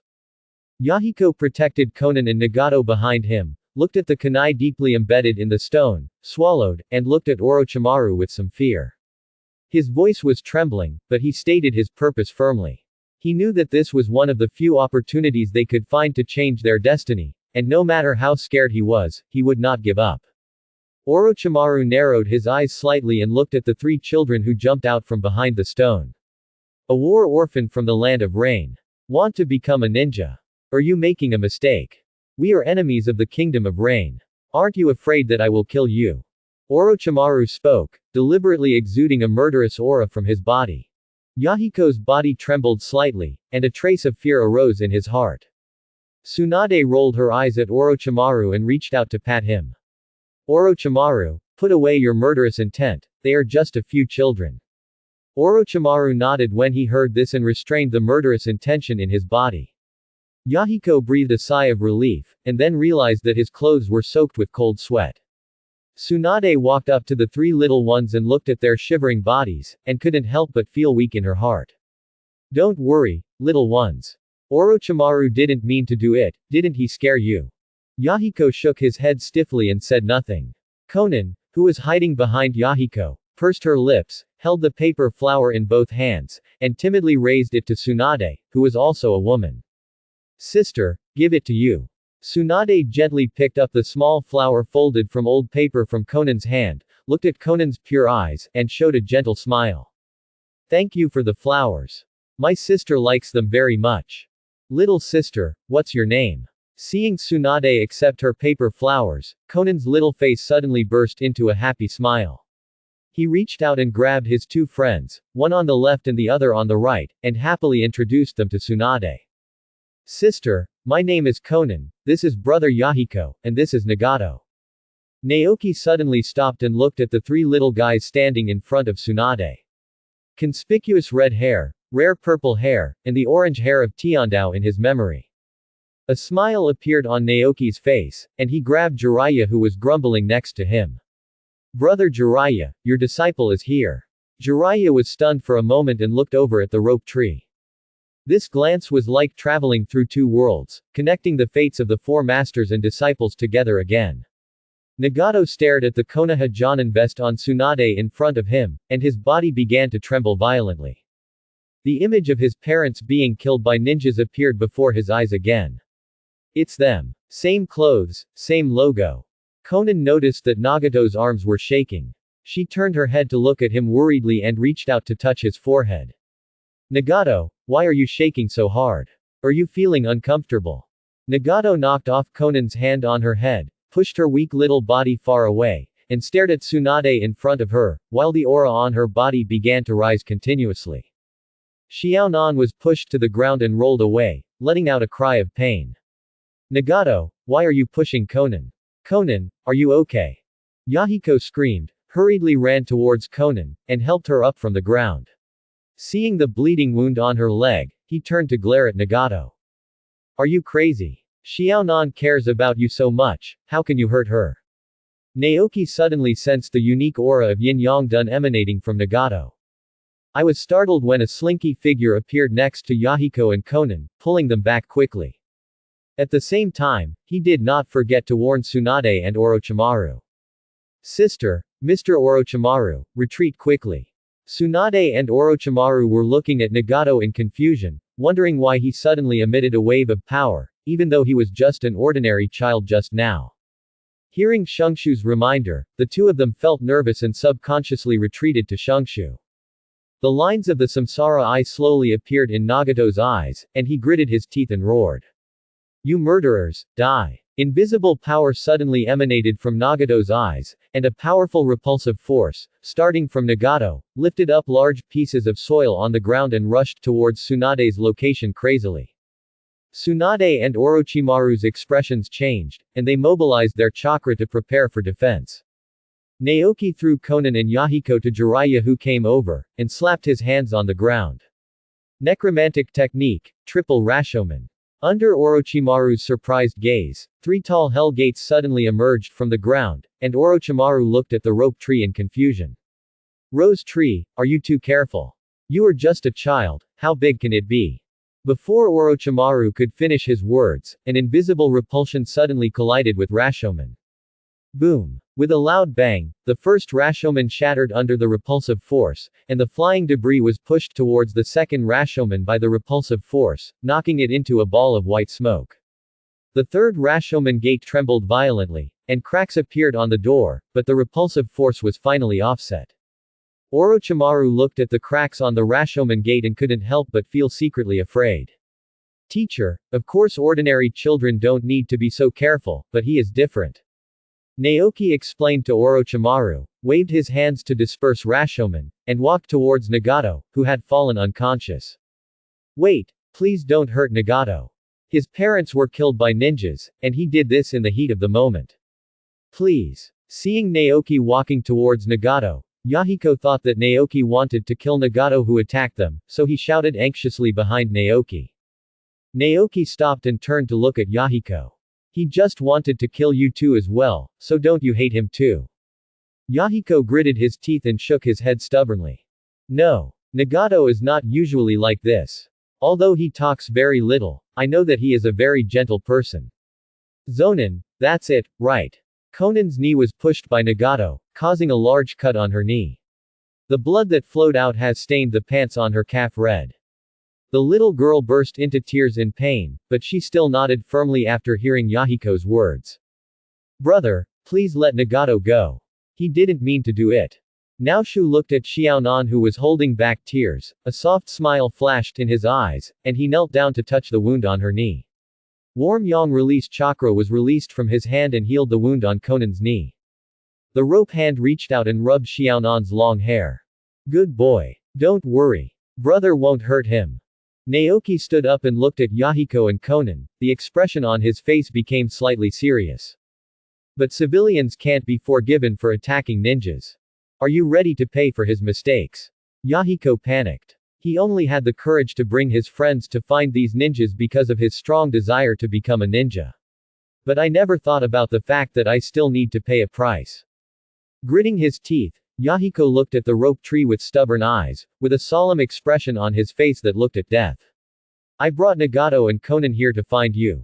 Now Nagato has made a mistake. If you want to pursue the case, then kill me. Please let Nagato and Konan go. Yahiko said the last words almost in a roar, blocking Konan behind him, closing his eyes, waiting for Naoki to judge him. Naoki couldn't help but sigh in his heart when he saw Yahiko, who believed to be the real one. He is worthy of being the leader of the Akatsuki organization who is willing to die for his companions. Do you already have such awareness at such a young age? However, it is still too naive after all. Forget it, let me make some small changes in their future destiny. Thinking of this, Naoki stretched out his hand to hold Yahiko's head and looked at him with a serious expression. Very good. It seems that you have already taken on the responsibility of being the leader of the three of you, so the price will be taken from you. Konan was so frightened that she covered her mouth tightly, her little body kept shaking, as if she was about to see Yahiko's blood splattered on the spot. Naoki looked at Yahiko who was trembling with fear but still refused to take a step back, and a smile suddenly appeared on his face. Then the price is. From today on, you three are mine. Yahiko opened his eyes and couldn't believe his ears. Don't we have to die? Naoki smiled and nodded, patted Yahiko's little head and said, what? Don't you want to become a ninja? If you die, this wish will not be realized. Yahiko's heart was excited, and a huge surprise suddenly poured into his mind. As if enlightened, he knelt down in front of the rope tree with a plop and lowered his head deeply. Teacher. Konan was confused by Yahiko's sudden move and stared blankly at the rope tree. Naoshu looked at Xiaonan who was at a loss and raised his chin at her. Little girl, what about you? Seeing that Conan was still stunned, Yahiko hurriedly pushed her down. Xiaonan, kowtow quickly. With a confused look on her face, Xiaonan was pulled down to her knees by Mira, her little head was pressed to the ground and rubbed, and her little face suddenly turned into a little cat. Naoki playfully patted Yahiko on the head and pulled the two little guys up. Okay. You are quite clever, so get up. Naoki pulled the two of them up, turned around and picked up Nagato who was lying on the ground. Jiraiya walked over to the rope tree with a face on his face. Shungshu, didn't you say they were my disciples? Why did you snatch them away yourself? Also, at such a young age, it's not appropriate for you to be someone else's teacher, right? Naoshu glanced at him. Oh, I lied to you. As for my age. Naoki handed Nagato in his arms to Yahiko and looked back at Jiraiya. I won't bully you for being old, let's let our strength speak for itself. Jiraiya. Naoki ignored Jiraiya who looked resentful, and stretched out his hand to use Yang escape chakra to wake Nagato out of coma. Nagato opened his eyes drowsily and rubbed his swollen eyes. Seeing that Nagato woke up, Yahiko and Conan helped him up from the ground with surprise on their faces. Nagato, you wake up. Nagato looked at the two friends, and his heart suddenly tightened. Zonin, how are you? You're not injured, are you? I remember I pushed you just now. Xiaonan smiled softly, lifted up his trouser legs, and exposed his recovered knees. Look, my legs are fine. The teacher has already treated me. Nagato breathed a sigh of relief. That's good. I thought you were like those ninjas, and you were taken advantage of by me. Wait, teacher. Didn't I kill those ninjas? Nagato was stunned and blurted out a question. No. The teacher is very powerful. Although your attack looked very strong, the teacher blocked it with ninjutsu. The teacher just pressed the ground, and several very tall doors came out to protect us. It's so cool. By the way, Nagato, how do you have such a powerful attack? Is that a ninjutsu? Why haven't I seen you use it before? Yahiko danced and explained what had just happened, but suddenly remembered the attack launched by Nagato, and started asking questions like a barrage. Nagato suddenly fell silent, and his heart slowly sank. Those two ninjas killed their parents without hesitation for a little food. Now that the secret of his power has been exposed, but he didn't kill those ninjas, what will be the consequences? Your name is Nagato, right? Is this why you suddenly attacked us? After Naoki saw Nagato wake up and found that he and others had not been killed by him, his expression suddenly became nervous. Then he walked up to Nagato, pointed at the Konoha ninja forehead protector on his forehead, and asked Nagato. Nagato raised his head, looked at the familiar mark on the forehead of the rope tree, clenched his fist tightly and said nothing. Naoki smiled slightly, squatted in front of Nagato, and looked directly into his eyes. Don't be afraid, I'm not interested in your eyes. And, you'd better not rely too much on it. Things that are not suitable for you will put a heavy burden on your body. Naoki's words were like thunder that struck Nagato's ears. What if he knows that my power comes from my eyes? The secret buried in his heart was suddenly revealed, and Nagato was extremely panicked at the moment. Conan and Yahiko have become my disciples, and I will teach them to become powerful ninjas. And you? Nagato looked up at the rope tree and touched his eyes. Do you want me to become your disciple because of these eyes? Naoshu nodded and shook his head. Yes, not quite. Your eyes hold great power, but you have no control over it. It puts a huge strain on your body. I will teach you how to use it until you can fully control this power. Nagato looked at Naoki's forehead protector and said word by word, it was a ninja wearing the same forehead protector as you who killed my parents. Aren't you afraid that I will seek revenge on you when I become stronger? A playful smile appeared on Naoshu's face. Did you see it with your own eyes? Nagato nodded. Seen it myself. The rope tree stood up, casually formed the seal of the transformation technique, and transformed into the shape of a long gate with a bang. What now? I am also Nagato, do you think I am real? Nagato looked at the person who looked exactly like him in front of him, his pupils shrank sharply, and he opened his mouth, but no sound came out. Naoki lifted his transformation spell and returned to his original state, then raised his eyebrows at Nagato. Nagato, as a teacher, I will now teach you the first lesson of becoming a ninja. In the world of ninjas, sometimes what you see with your eyes may not be true. Cheating and framing are all ninjas' usual tricks. I can tell you for sure that the person who killed your parents was definitely not a ninja from Konoha. Nagato was silent for a while, looking up at the rope tree. I will investigate clearly in the future. If it is really the ninjas of Konoha who killed my parents. Senju smiled. It's up to you then. So what are your choices now? Nagato knelt on the ground and bowed to the rope tree. Teacher. Naoshu nodded and pulled him up. Get up. Remember in the future, don't make a casual decision before the matter is investigated clearly. Sometimes you not only hurt others, but you even hurt yourself. Nagato glanced at Konan and Yahiko, who were almost killed by him, and nodded respectfully. Yes. Noseki, they are from the land of rain. Do you plan to take them back to Konoha? The issue of the ownership of war orphans produced during wartime has always been a matter of concern to all countries. This will cause you a lot of trouble. Orochimaru came to the rope tree and pointed out the rope tree's problem without hesitation. Teacher, don't worry, I don't plan to take a few of them back to Konoha. Senju shook his head and said. Brother Jiraiya, I have something to discuss with you. Jiraiya glanced at the rope tree angrily and said angrily. HMPH. You have snatched away my disciples, what else is there to discuss? Is it possible that you will return them to me? Naoki knew that Jiraiya was not really angry, and a sly smile appeared on his face. Brother Jiraiya, this is not non-negotiable. Jiraiya was stunned, wondering what kind of medicine was sold in the rope tree gourd. How to say? Seeing Jiraiya take the bait, Naoki said in a seductive manner, Brother Jiraiya, aren't you hesitating about whether to go back and face the third Hokage? I have a solution here, please listen to see if it suits you.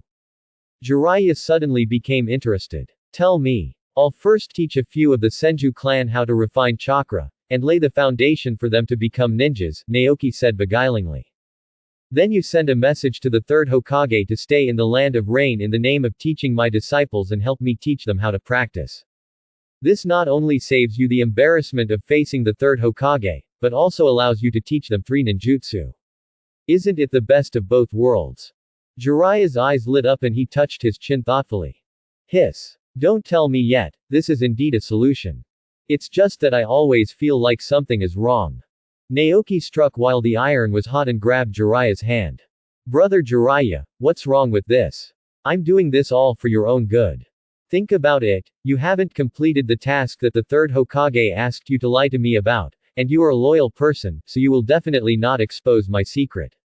If you go back and the third Hokage asks, it won't be easy to explain, right? Quote. Jiraiya tossed his hair coolly.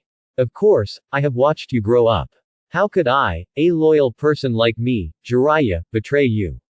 Shungshu nodded in agreement and continued. Besides, what is the relationship between the two of us?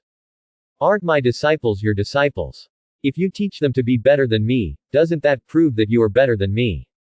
Jiraiya nodded. Yeah, that makes sense. Naoki glanced at Tsunade quietly, then whispered in Jiraiya's ear and continued, and the most important thing.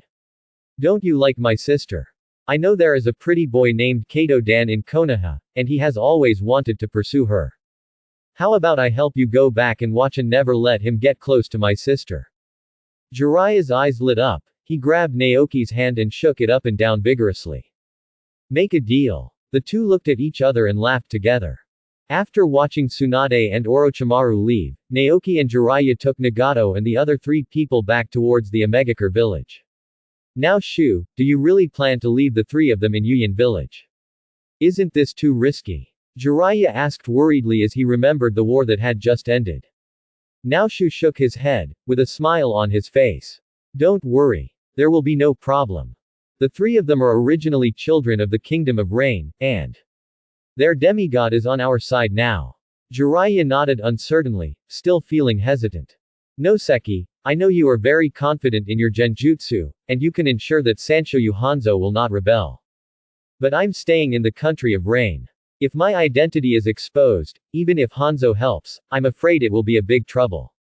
Naoki glanced at Jiraiya, reached out and took off the forehead protector on his head, holding it in his hand and shaking it. This is easy to handle. Can't you just take off the forehead protector? Jiraiya was stunned. But, this is the symbol of our Konoha ninjas. The corner of Naoshu's mouth revealed a mocking arc. The symbol of Konoha. Isn't the symbol of Konoha the will of fire proposed by my second grandfather? When will a broken piece of iron painted with the symbol of the Uzumaki clan abandoned by the third Hokage represent Konoha? Jiraiya looked at the rope tree with complicated eyes. After a moment of silence, he finally took off the forehead protector like Roshu did. You asked me not to return to Konoha for the time being, and you asked me to hide my identity and stay in the land of rain. Rose tree, I want to know, what exactly do you want to do? Naoki stopped, looked at the complicated expression on Jiraiya's face, and said firmly. If the roots of a big tree are rotten, pull it out and plant a new one. What if the foundation of a village also rots? Then just tear it down and rebuild. The generous words shocked Jiraiya's heart, and he murmured, but if this is the case, how could the higher-ups in the village agree? How can you face the pressure of so many families in the village? Naoshu smiled confidently and curled his outstretched fingers one by one. Grandma Mito, who has the Kyuubi, has an older sister, Orochimaru-sensei. There is the Hyuga branch led by future Hizashi, and the entire Rain country. When I go back this time, I will personally go to the Uchiha clan and pull them into my chariot. Plus myself, and Shinya. Do you think I, with these powers, can compete with the forces under the third generation? Jiraiya's heart was filled with waves as he listened to Naoki telling him what he relied on one by one. His throat rolled up and he opened his mouth, but couldn't say a word. Unexpectedly, Rope Tree had the support of so many powerful forces in such a short period of time. It seems that Sarutobi-sensei and Danzo have really been blinded by power, as Naoki said. The Rope Tree, who possesses such terrifying talents and methods, should not be regarded as the hope of the future of the village, but instead deliberately tries to steal his power. No wonder Orochimaru would draw a clear line with Sarutobi-sensei without hesitation and put bow on Naoki. It turned out that he had such a long-term vision. I'm not as good as him. The two of them were silent and did not speak anymore. They led Nagato and the other two people and gradually approached the rain-hidden village. Naoki looked at the Yuyin village in the distance, thought for a while, and took out the psychic scroll that Sanshoyu Hanzo gave him from his arms. His eyes glanced around Sansho's body, and finally landed on Yahiko. Yahiko, come here. The teacher has something good for you. Teacher. What good stuff? When Yahiko heard the call of the rope tree, he trotted excitedly to the front of the rope tree, touching his head and giggling. Naoki unfolded the scroll, reached out and took out a kunai, and shook it at Yahiko. Are you afraid of pain? Yahiko looked at the gleaming kunai, and his face suddenly tensed up. Afraid? Teacher, I'm not afraid. Naoshu looked amused and flicked his forehead with his finger. Don't worry, it's just a cut on your finger, it won't be very painful. Yahiko rubbed his sore forehead, and then he breathed a sigh of relief. He stretched out his hand in front of the rope tree and said righteously, Teacher, go ahead and cut it. A real man, this pain is nothing. That's good. Naoki didn't hesitate, and lightly scratched Yahiko's index finger with the tip of the kunai, and bright red blood flowed out immediately. Can you write your own name? Write. As long as you can write. Write your name on this scroll, then put your fingerprint on it, and leave the rest to me. Yahiko looked at his bleeding fingers, nodded, and hurriedly signed his name on the scroll according to Naoki's instructions. The wound rubbed against the scroll, and he grinned in pain. Although it hurt, Yahiko finally did not forget to press the fingerprints. He gritted his teeth, smeared blood on his palms, and pressed it. He stretched out his injured finger in front of the rope tree and looked at his teacher with a grimace. Teacher, I've finished writing. My blood is almost drained. Please help me heal it. Hey, wasn't it brave just now? Why are you so sad now? Don't worry. As long as the teacher is here, you can't die. Naoki teased Yahiko, and flicked out a burst of yang escape energy from his finger. The tiny wound on Yahiko's finger healed almost instantly. Look into my eyes, don't be afraid. I will use illusion to control your body and help you complete the last step. Oh. Yahiko didn't know what the genjutsu was, and the teacher wouldn't harm him anyway. He immediately opened his eyes obediently and stared straight into Noju's eyes. Wow. Teacher, your eyes have turned red. There are 3 tadpole-like things spinning inside. Well, Before he could finish his words, he was immediately interrupted by Naoki's illusion using the 3 Magatama Sharingan. Under the control of the rope tree genjutsu, Yahiko's hands began to slowly form the seals of the psychic technique. Yahiko, who has never practiced ninjutsu, has the flexibility of his fingers almost like a disabled person, and the speed of forming seals can be imagined. After stumbling for more than 10 seconds, I finally completed the 5 seals. When Naoki saw Yahiko completing the seal, he grabbed his right hand and pressed it to the ground. He carefully controlled the chakra transmission from his hand into Yahiko's body, inputting an amount that was about the level of a genin. A psychic formation suddenly appeared on the ground. The art of channeling is completed. Naoki immediately unlocked the genjutsu on Yahiko and brought him back to consciousness. White smoke rose, and a Sancho fish the size of a puppy appeared on the ground. It rubbed Yahiko's calf affectionately and made a squealing sound like a baby. Yahiko looked down at this strange fish-like creature with 4 legs, a look of disgust on his face. Teacher. What kind of good thing is this? It looks so ugly. Konan and Nagato on the side were looking at Yahiko with envy just now as the teacher pulled him to turn on the stove. Now when they saw the summoned thing, they all had expressions of disgust on their faces. Naoki looked at Yahiko with a look of disgust on his face, knocked his head, and said angrily. Have you learned to judge fish by appearance at such a young age? Don't underestimate it. It is intelligent and can understand what you say. Yahiko lowered his head and saw that after he said he was ugly, the giant salamander was lying on the ground in despair, screaming non-stop, like a child who was bullied and crying. Yahiko suddenly felt guilty and bent down to pick it up. I touched his bare head and tried to comfort him. I'm sorry. I shouldn't have said that to you, don't be sad.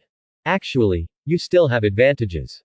The little Sanchoyu stopped shouting and looked at Yahiko expectantly. Yahiko racked his brains for words. Like your skin. Although you are a bit ugly, you still feel good to the touch. When the little Sanchoyu heard this, he cried even more sadly. Naoki interrupted Yahiko's sincere apology and took the little Sanchoyu from his arms. You guy, you really have no vision. This is a psychic beast from the same clan as the ninja demigod Sanchoyu. When it grows up, it can become a powerful helper for the ninjas. A considerable part of the names of the demigods of the ninja world are derived from this kind of Sancho fish. When Yahiko heard this, he immediately looked at the little Sanchoyu with bright eyes, swallowed his saliva, and wanted to take the Sanchoyu back into his arms again. Naoshu glared at him. Okay. I have a task to give to this little thing. If you want to be intimate with it, you can become a ninja later and summon it with your own abilities. By the way, let me remind you, this thing is poisonous. When Yahiko heard that it was poisonous, he felt tangled in his heart. Finally, he gritted his teeth and encouraged himself. Isn't it just poisonous? At worst, I'll be like those rain ninjas, just wear a mask. In order to become stronger, there is no shame. Naoki shook his head, not bothering to explain to him why the Omegakure ninja wore a mask, and rubbed the head of the little Sanchoyu in his arms. Little guy, help me send a message to Hanzo and ask him to send some sets of cloaks and forehead protectors from Yuyin village. I want to send some of them to Yuyin village. The little Sanchoyu stopped crying under the touch of the rope tree. After hearing the rope tree's order, he nodded his big wrinkled head that was rubbed by the rope tree and disappeared into a line of smoke. Okay, wait here for a while. While I'm at it, I'll tell you about ninja training. Naoki clapped his hands and motioned for Konan and Nagato to come over. Before you start practicing, let me tell you about the source of ninja power, an energy called chakra. Chakra is a supernatural power produced by physical power extracted from the 130 trillion cells of the human body, coupled with spiritual energy. I will teach you the Senju clan's method of refining chakra, so remember it carefully. Okay, this is the Senju clan's unique chakra extraction method. Compared with ordinary chakra extraction methods, this method puts less burden on the body. You three are still young. Except for Nagato, Konan and Yahiko should not spend more than 2 hours refining chakra every day. Otherwise, if the body's energy is exhausted in advance, it will not grow taller in the future. Jiraiya stood aside, looking at Naoki who was talking seriously and the 3 little ones with serious faces, and felt a sense of emotion in his heart. It seems that the rope tree is really not just a whim, just wanting to collect a few children for fun. He even taught them the precious chakra extraction method of the Senju clan. It was obvious that these children had a great importance in the heart of the rope tree. A figure came to Jiraiya's side from far to near, and it was Hanzo who came here after receiving the message from Sanshoyu. Jiraiya's body tensed up instantly, and he subconsciously made defensive movements, staring cautiously at Sancho Hanzo. Hanzo didn't care about Jiraiya's reaction, he just looked at him calmly, nodded and ignored him. Turning his head to look at Roshu who was teaching, he took out a package from behind and handed it over with both hands. Master Naoshu, this is what you want. Naoki sensed Hanzo's arrival early in the morning, and after explaining the last few points of refining chakra to Sanshou, he stood up from the ground and took the package handed over by Hanzo. Sorry to bother you. The three little guys looked at the respectful Sanshoyu Hanzo in surprise, admiring their young teacher in their hearts. This is the legendary ninja demigod. How respectful to the teacher. Naoki saw the expressions on the faces of the three little guys, and suddenly felt that Hanzo's attitude towards him was inappropriate. He frowned, looked at Hanzo and said, "You don't have to treat me like this when someone is around. You are the demigod of the ninja world after all. Don't lose your identity in front of the children." Naoshu thought for a moment, shrugged, and added with a smile. Let's change the title too. It's too awkward to keep calling me, adult. After all, I'm only 12 years old. Sanshoyu Hanzo was in a bit of a dilemma. The obedience to the rope tree deep in his soul forced him to follow orders. But it was precisely because of this obedience that Hanzo felt that if he didn't use the honorific, it would appear that he had no respect for the rope tree. Hanzo hesitated for a long time, and finally let go of the entanglement in his heart when he saw that the rope tree didn't seem to be joking. He straightened his back and nodded slightly to the rope tree. Yes. Naoki-kun. Jiraiya looked on and was secretly speechless, admiring Naoki's methods even more in his heart. Naoshu unwrapped the package and took out several cloaks and forehead protectors inside. The little squid was so attentive that he even informed Hanzo about the children. There were actually 3 small cloaks in the bag. He gave the small cloaks to the 3 children and told them to put them on, and then threw a set of cloaks and a ninja forehead protector to Jiraiya. Brother Jiraiya, put it on. Jiraiya looked at the rain ninja forehead protector in his hand with a sad look on his face, feeling very conflicted in his heart. I said rope tree, do you really want me to change to this one? If someone from Konoha sees this, they will think of me as a traitorous ninja, which will be very troublesome. Naoshu laughed secretly in his heart, that was what he originally meant. Only by cutting off Jiraiya's current belonging to Konoha, can he slowly move away from the third Hokage. When the time comes for him to take action against the top brass of Konoha, he won't have to worry about Jiraiya's feelings. All in all, this is for Jiraiya's sake. I thought to myself, with a smile on my face. Brother Jiraiya, this is just a temporary measure. Just think of it as an injustice to you for the sake of our disciples. Besides, Hanzo is protecting you in a Megakure village, so you won't be discovered by anyone from Konoha. Jiraiya hesitated again and again, but finally gritted his teeth, covered his Konoha vest with his cloak, and then tied the rain ninja forehead protector to his head. Xiaonan and the other 3 also put on small cloaks. The clean cloth covered their little bodies tightly, leaving only 3 little faces exposed, which made them look cuter. Xiaonan walked to Shungshu and held his clothes with her little hands. Seeing that the teacher did not change into a cloak like him, the smart Xiaonan seemed to understand something. Teacher, are you leaving? Shungshu knelt down and touched her little head. Zonin, the teacher has to go back to Konoha. The teacher will come back to see you when he has time. Yahiko, you are responsible for taking good care of Konan and Nagato when the teacher is away, and listen to your teacher Jiraiya. Nagato, learn to control your emotions. If you want to know the truth, you must become the master of power, not be controlled by power. Nagato's face was expressionless, while Konan and Yahiko looked at the rope tree reluctantly.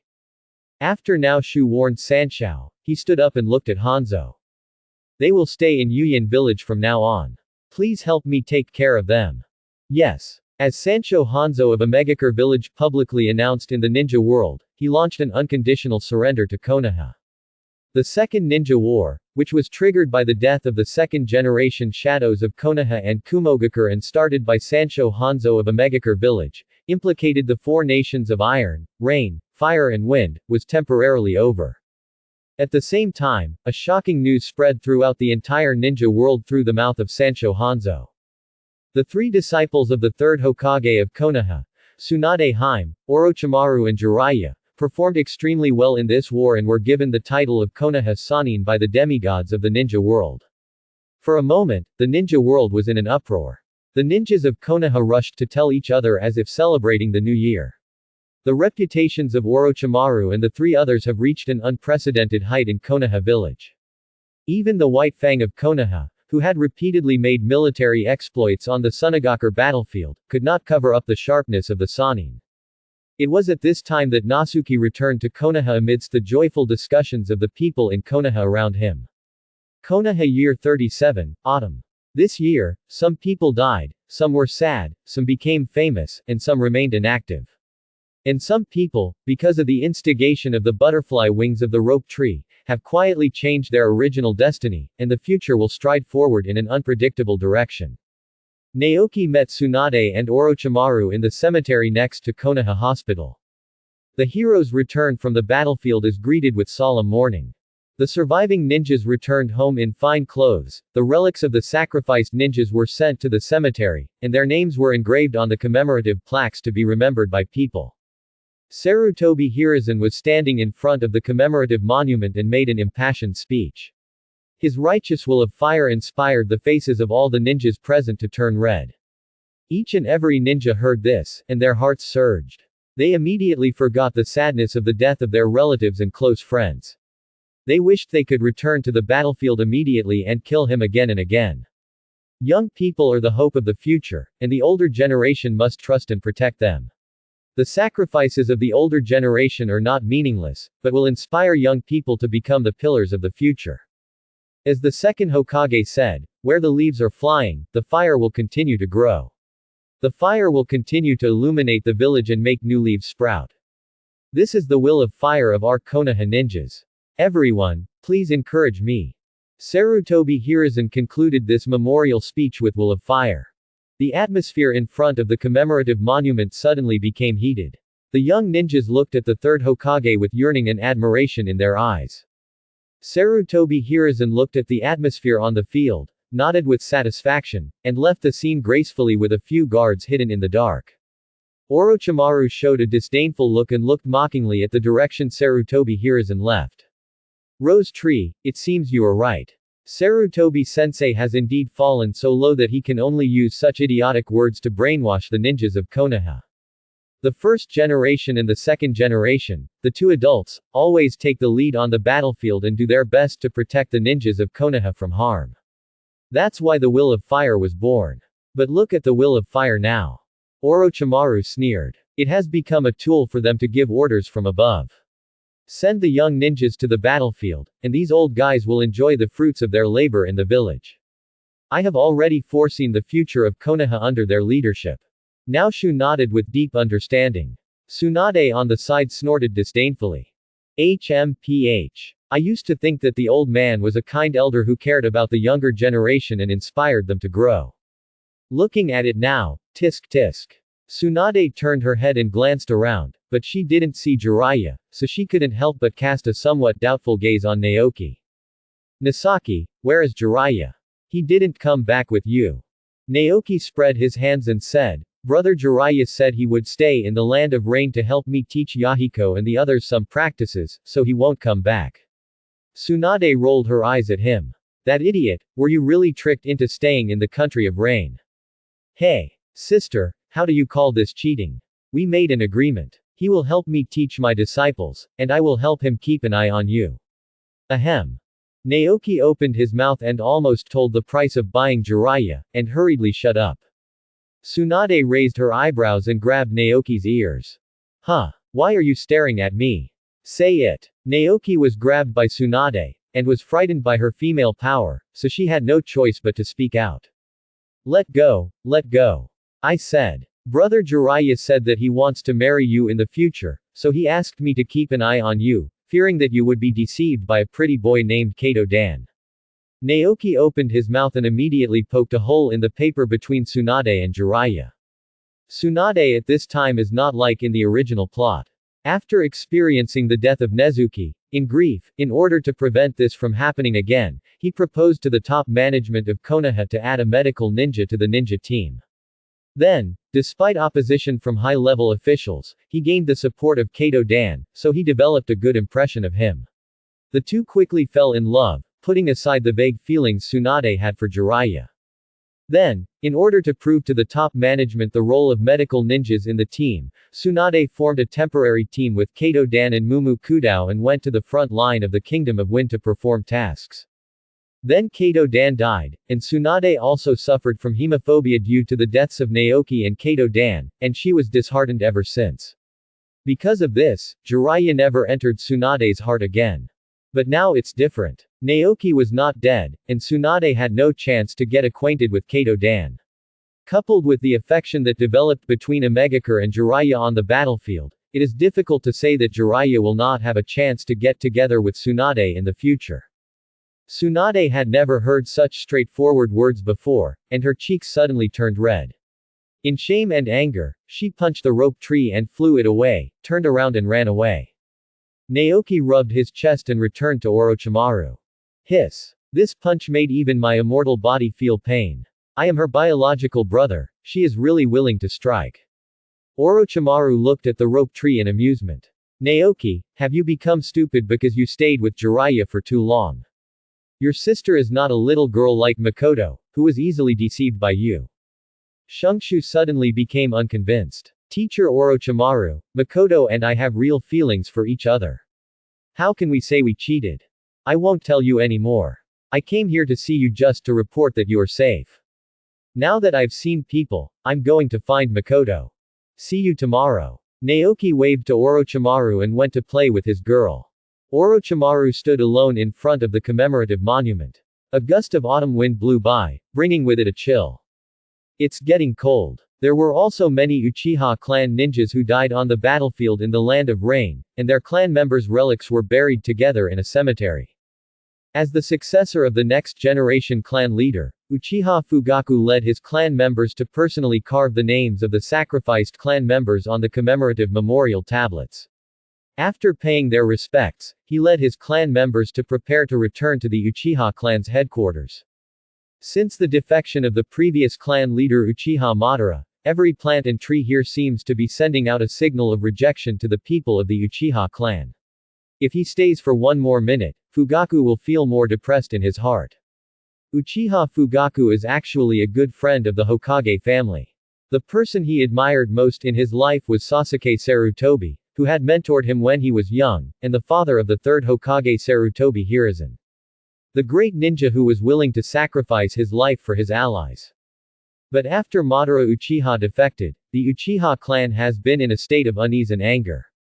As the candidate for the elected clan leader, due to the opposition of his clan members, he had to temporarily suppress his closeness to the Hokage clan, trying to slowly change the concepts of clan members and Konoha ninjas, hoping that the Uchiha clan could reintegrate into Konoha in the future. But he knew it was difficult. Since taking over the responsibilities of the police force, the Uchiha clan has slowly moved away from the political center of Konoha. Some young and energetic members of the clan inevitably carry some emotions with them when performing tasks. Gradually, in the hearts of the Konoha villagers, the Uchiha clan changed from the heroic family that founded Konoha Hidden Village to an evil clan that was hated by people and ghosts. Uchiha Fugaku felt melancholy and deeply felt the heavy pressure on himself. The conflicts between the village and the clan, as well as the future path of the Uchiha clan, weighed heavily on his shoulders, making him almost breathless. Brother Fugaku, Makoto. Uchiha Fugaku, who was deep in thought, looked up when he heard the shouting. Naoki was standing on the roadside, waving to them. When Uchiha Makoto, who was following the team, saw Naoki, a smile immediately broke out on her face. She couldn't help but leave the team and ran to Naoki to greet him. The ninjas of the Uchiha clan frowned when they saw Makoto's actions. The Senju and Uchiha clan have a long history of grievances. From the Warring States period until the establishment of Konoha, It finally came to an end after Senju Hashirama and Uchiha Madara shook hands and made peace. But since the second Hokage Senju Tobarama took various measures against the Uchiha clan, this conflict has gradually been intensified again. Lord Fugaku, Makoto has already activated the three Magatama at a young age. She is a rare genius ninja in our clan. She will definitely make an important contribution to the strength of the Uchiha clan in the future. We can't let her get too close to the Senju clan. Especially, he is the grandson of Hokage. The one who spoke out was Uchiha Yashira, standing next to Fugaku, the second in command of the security force, a staunch hawk among the Uchiha clan. At this time, seeing Uchiha Makoto and Naoki getting close, she couldn't help but sullen and said in Fugaku's ear. Fugaku looked calm and nodded calmly. Eighth Elder, you go back with your clan members first, and leave this matter to me. Uchiha Yashira took a deep look at the rope tree, nodded, and led a group of Uchiha clan members to the clan's territory. Fugaku saw the clan members walking away and walked towards Naoki and Makoto. Naoki-kun, when I saw Makoto coming back first, I thought something had happened to you. Just come back safely. Naoki and Makoto stopped talking and turned to look at Fugaku. Brother Fugaku, are you ready to take your tribe back? I have something to tell you, and I'm getting ready to visit your Uchiha clan. Uchiha Fugaku glanced at Nogeki and Makoto, who was holding the corner of his clothes. His face sank slightly, and a trace of gloom flashed in his eyes. What a coincidence. I just have something I want to tell you too. Makoto was stunned. As a young woman, she obviously had not thought about the complicated relationship between the Senju and the Uchiha clan. She only knew that she had a crush on Shungshu and wanted to be with him. As for the sudden change in Fugaku's expression, she subconsciously felt the panic of a little girl who fell in love early and was discovered by her parents. No matter how much more, she really couldn't think of it. Naoki saw Fugaku's expression and calmly held Makoto's little hand in his. He raised his head and looked directly at Fugaku, who was half a head taller than him, with a calm smile on his face. Okay. Let's find a place to talk. Fugaku took a deep look at the rope tree and nodded.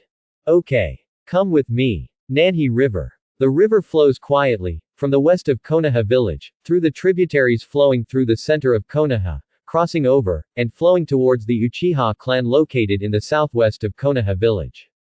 Fugaku took Naoki and Makoto to the bank of the Nanga River, stood with his back to the two of them, and looked at the quietly flowing river. Naoki-kun, do you know the past of the Senju and the Uchiha clan? Fugaku stood silently for a while, then suddenly asked. Naoki glanced at Makoto and said to Fugaku's background, I know something. Why does brother Fugaku ask this? Fugaku turned around and looked at Naoki and Makoto. Then you should know that the blood of my Uchiha clan will never flow out. Especially marriage with the Thousand Hands clan, which is forbidden by the clan rules. Makoto panicked and looked at the rope tree at a loss. The host triggers new choices. Option 1. Only the strong deserve the right to choose a mate. Challenge Uchiha Fugaku and prove your strength with your strength. Reward. 8-gate dungeon. Option 2. Nanga River is a good place to kill people and dump their bodies. Kill Uchiha Fugaku while there is no one around, and take Uchiha Makoto far away. Reward. The black market bounty will be increased to 100 million. Option 3. Reveal the Mangekyo Sharingan to Uchiha Fugaku. While Fugaku is shocked, he will be smart enough to regard you as an opportunity for the Uchiha clan to integrate into Konoha. Therefore, Uchiha Fugaku will use his own power to provide you quell the opposition in your clan. Reward. Susanoo starts the second phase. Shen Sheng looked at the system prompts in his mind and saw that there were still 2 unreliable choices and 1 just-in-time choice. Secretly pouting, he eliminated the first option that ridiculed him as a brainless fool and the second, more outrageous option, and decided decisively on the third option. The host has completed the selection. Reward. Susanoo has started the second phase and has been distributed. Please check for it. The yin escape energy in his body surged, and Shungshu clearly felt that the power in his eyes had reached a higher level again. The instantaneous change did not attract any attention from the outside world. Naoki mentally exited the system and patted Makoto's little hand comfortingly, telling her not to worry. He raised his head and smiled at Fugaku, slowly revealing the three Magatama in his eyes. Then what if I have the same bloodline as you, or even stronger than all of you? Fugaku looked at the three Magatama Sharingan eyes in Naoki's eyes in shock. He couldn't help but take 2 steps back and almost fell into the river. When he came back to his senses, a fierce killing intent suddenly burst out from his body, and he stared into the eyes of Shungshu. How can you, a member of the Thousand Hands clan, have the eyes of our clan? Could it be that Senior Uchiha Kage was killed by you? You took his eyes and transplanted them into your own body.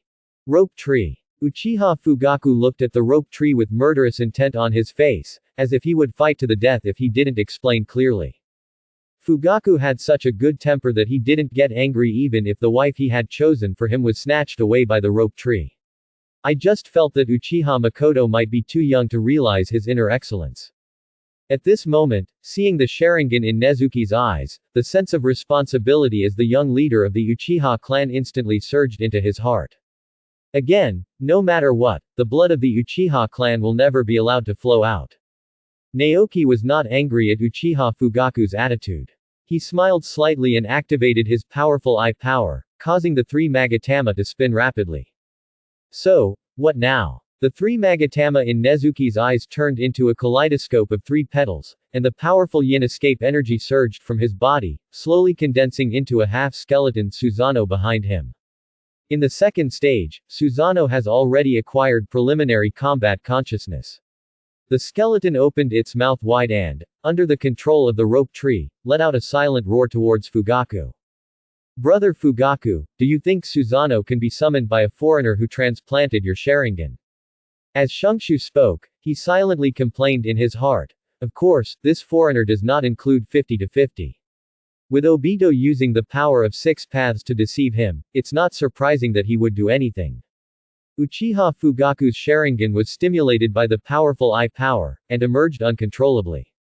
Feeling that his body began to tremble under Susanoo's physical oppression, Fugaku's throat rolled hard twice, and he kept mumbling, "This is impossible. How is this possible?" Seeing Fugaku's absent-minded look, Naoki put Susanoo away, stepped forward and took Fugaku's hands, and said in a sincere voice, "Brother Fugaku, we are actually brothers." Fugaku was awakened from his daze by Naoki's movements, and suddenly heard Naoki talking about running a train, and was immediately stunned on the spot. "You, what brother? What nonsense are you talking about? I am the only son of my father. Furthermore, my father and my mother love each other, how could they possibly give birth to you with your Thousand Hands clan?" Seeing that Fugaku had misunderstood, Naoki excitedly emphasized that he had no brothers. I couldn't help but twitch my face, and almost slapped him in the face. "You think so? Even if your father wants to have a child with a member of the Senju clan, he still has to see if my grandfather agrees. Aren't you afraid that 1,000 fists will appear at your Uchiha clan's residence?" Ahem. Brother Fugaku, you misunderstood. When I say brothers, I mean that we have the same bloodline. The entire Senju and Uchiha clans are derived from the same ancestors. Fugaku breathed a sigh of relief inexplicably. He almost thought that his beloved old father would be in danger. After hearing that Naoki was talking about bloodline ancestors, Fugaku's face clearly showed confusion. What you said is interesting. But among the people recorded in our Uchiha clan's family tree, no one has ever been related to the Senju clan. How do you prove that what you say is true? You know, the reason why our Uchiha clan is in this situation is because of the second Hokage. If we really come from the same ancestor, why would the second Hokage treat the Uchiha clan like this? If you just want to reduce the resistance to dating Makoto, for the sake of your Sharingan, I will help you explain it to the clan elders and try my best to facilitate this matter. As for the ridiculous things you said, there's no need for that. Although Naoki didn't believe Fugaku when he saw it, his attitude finally softened a lot. He simply pointed to his own eyes and looked at Fugaku with confidence. Brother Fugaku, I know you won't easily believe what I, a member of the Senju clan, say. But I have evidence here to prove that what I said is true. It's up to you, if you dare to look at it. Fugaku's heart tightened. As an Uchiha, how could he not know the terrible consequences of facing the three Magatama Sharingan? Subconsciously, she glanced at Uchiha Makoto, who was standing next to Naoki. Makoto saw him looking at her and understood what Fugaku was worried about. He immediately nodded to Fugaku. Young patriarch, everything Shungshu said is true. It was said by his psychic beast, a big snake that is said to have survived from ancient times. I was also present at the time. Fugaku felt sour. You call me the young clan leader, and you call me Naoki by my first name. I really misjudged you, Senju Makoto. Fugaku gritted his teeth, and after all, he still had some trust in the words of his own people. He simply turned his head and looked directly into Noshu's eyes, closed the Sharingan in his eyes, and nodded slowly. Good. Then let me see what evidence you have. Naoki didn't waste any time, and directly used his power to pull Fugaku's spirit into the illusion space, recreating the scene where Shinya was telling the story. Naoki saw that Fugaku would not wake up for a while, so he took Makoto to the river and whispered. Mikan, you followed Shinya out of Yuyin village that day. Did nothing happen on the way? Uchiha Makoto couldn't help but have a bright smile on her face after receiving the concern from the rope tree. No. Shinya is too strong, no Omegakure ninja can stop it. And Hizashi has been protecting me, and I haven't been hurt at all. It was then that Shinya was suddenly channeled back by you, and I was worried that you were in danger. It's great to see that you are okay now. Naoshu nodded. Ah, that's good. Hizashi is quite thoughtful. I will find an opportunity to thank him properly. Makoto nodded in agreement. Suddenly, as if she remembered something, Uchiha Makoto said excitedly to Naoki, Naoki, do you still remember? I opened the 3 Magatama in the land of rain. Shungshu nodded and said doubtfully, remember. What's wrong? Is there something wrong with the eyes? Let me take a look. As he spoke, Naoki was about to put his hand on Makoto's head, wanting to check her body. Makoto grabbed Naoki's hand that wanted to cause trouble, blushed and shook her head. No. After I awakened Sanmagatama, the chakra in my body suddenly increased a lot. Seeing that you and Hizashi's psychic beasts are so strong, I couldn't help but give it a try. Makoto's face turned red and she continued with a somewhat excited tone. I didn't expect it to be successful the first time.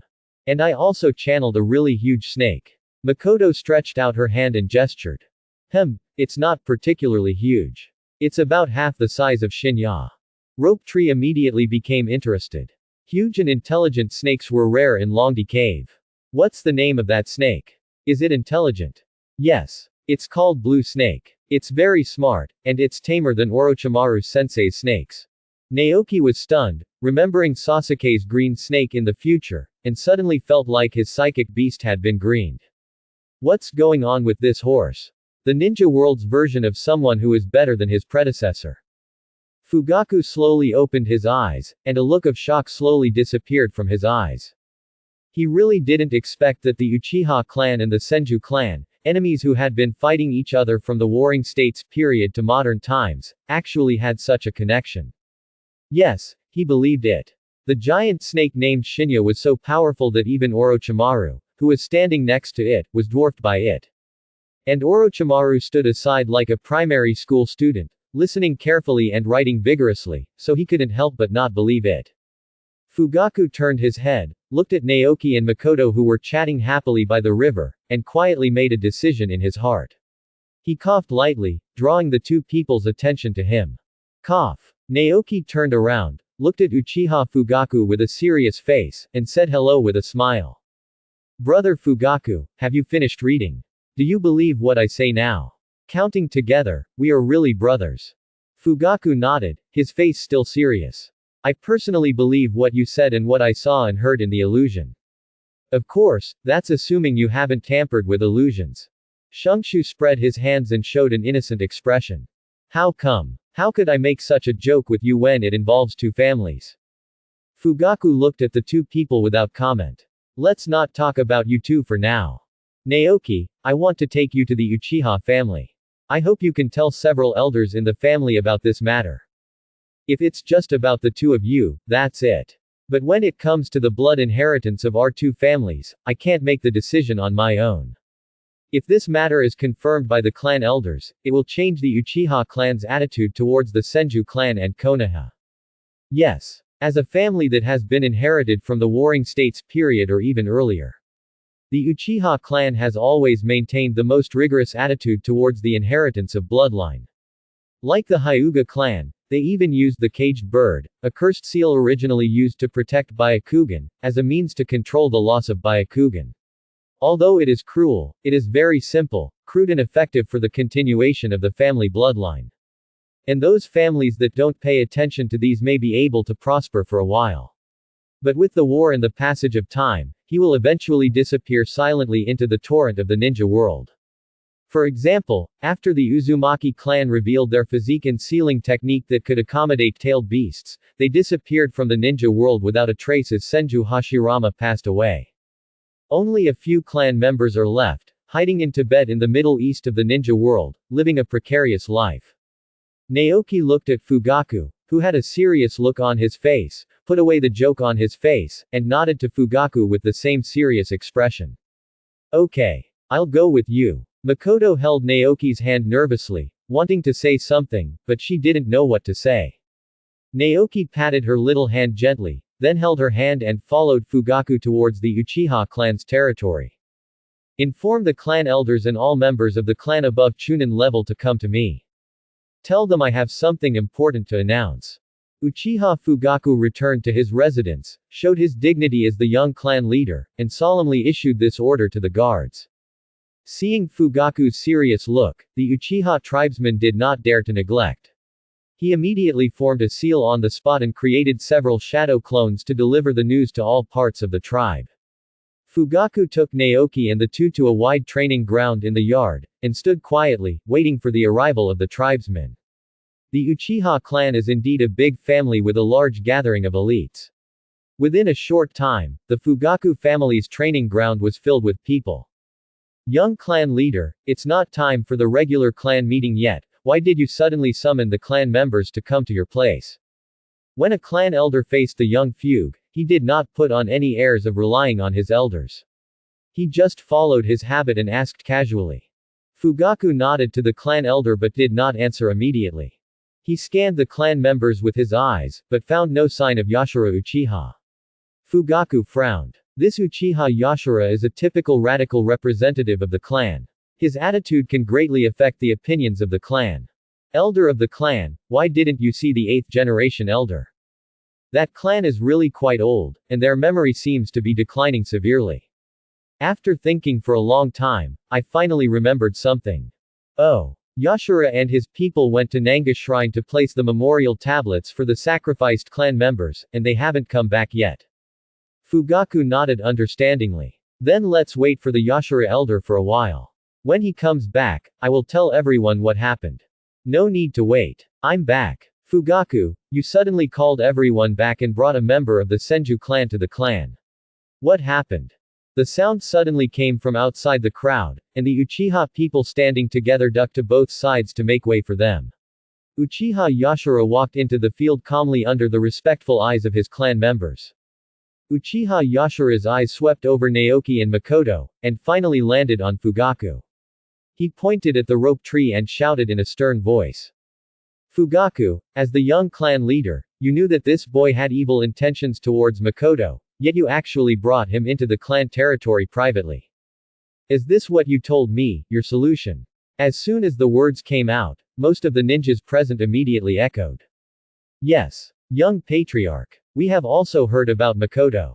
She is a genius of our Uchiha clan. How can she associate with a kid from the Senju clan? That's right. The Uchiha clan has never had any precedent of intermarrying with foreign clans.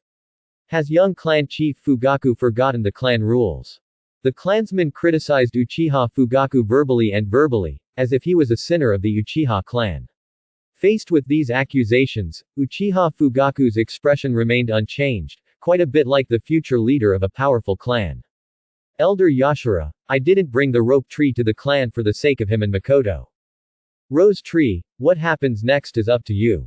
Fugaku Okinawa waved his hand, retracted his feet and took a step back, moving Okinawa to the front, facing directly the elite ninjas of the Uchiha clan. Naoki didn't look frightened at all. He looked around the field and smiled at Yashira Uchiha. 8th elder, do you think that as a member of the Senju clan, I am an outsider? So you think I'm not qualified to date Makoto, or even come to the Uchiha clan's territory? Uchiha Yashira snorted coldly and did not answer. But the disdain on his face was clearly evident. Thousand Hands Clan. Except for Uzumaki Mito, who is still alive, anyone else. It's just a native chicken in a dog's ears.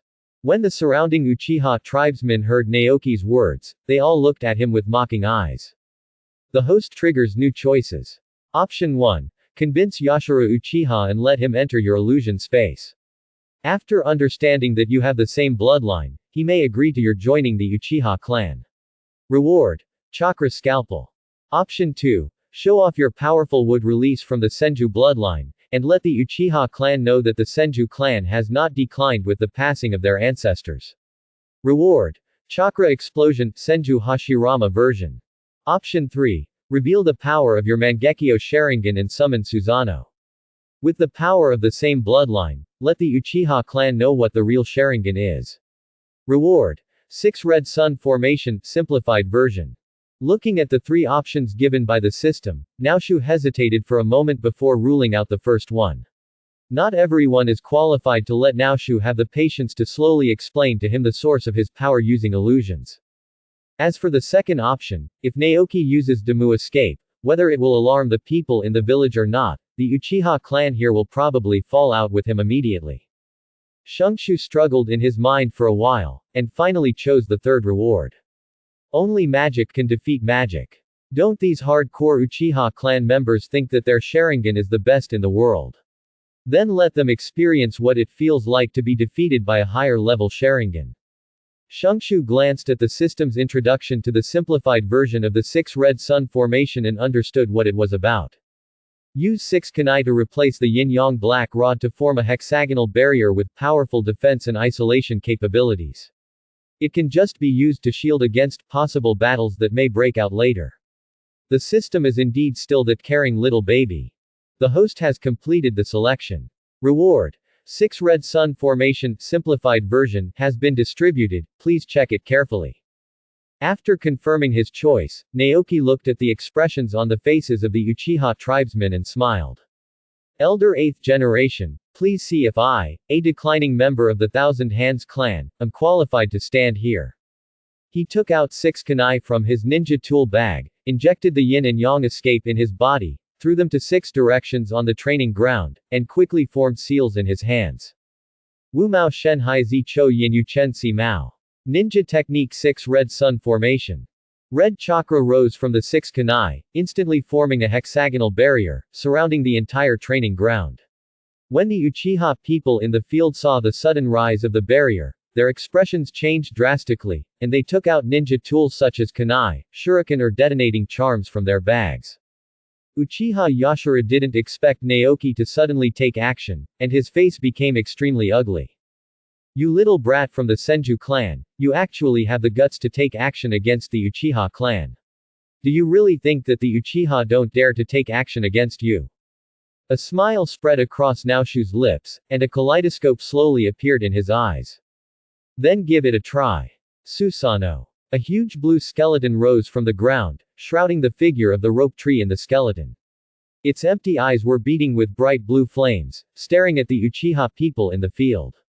A clanging sound of weapons falling sounded in the field, and the Uchiha clan members trembled their lips, with a look of fear and disbelief in their eyes.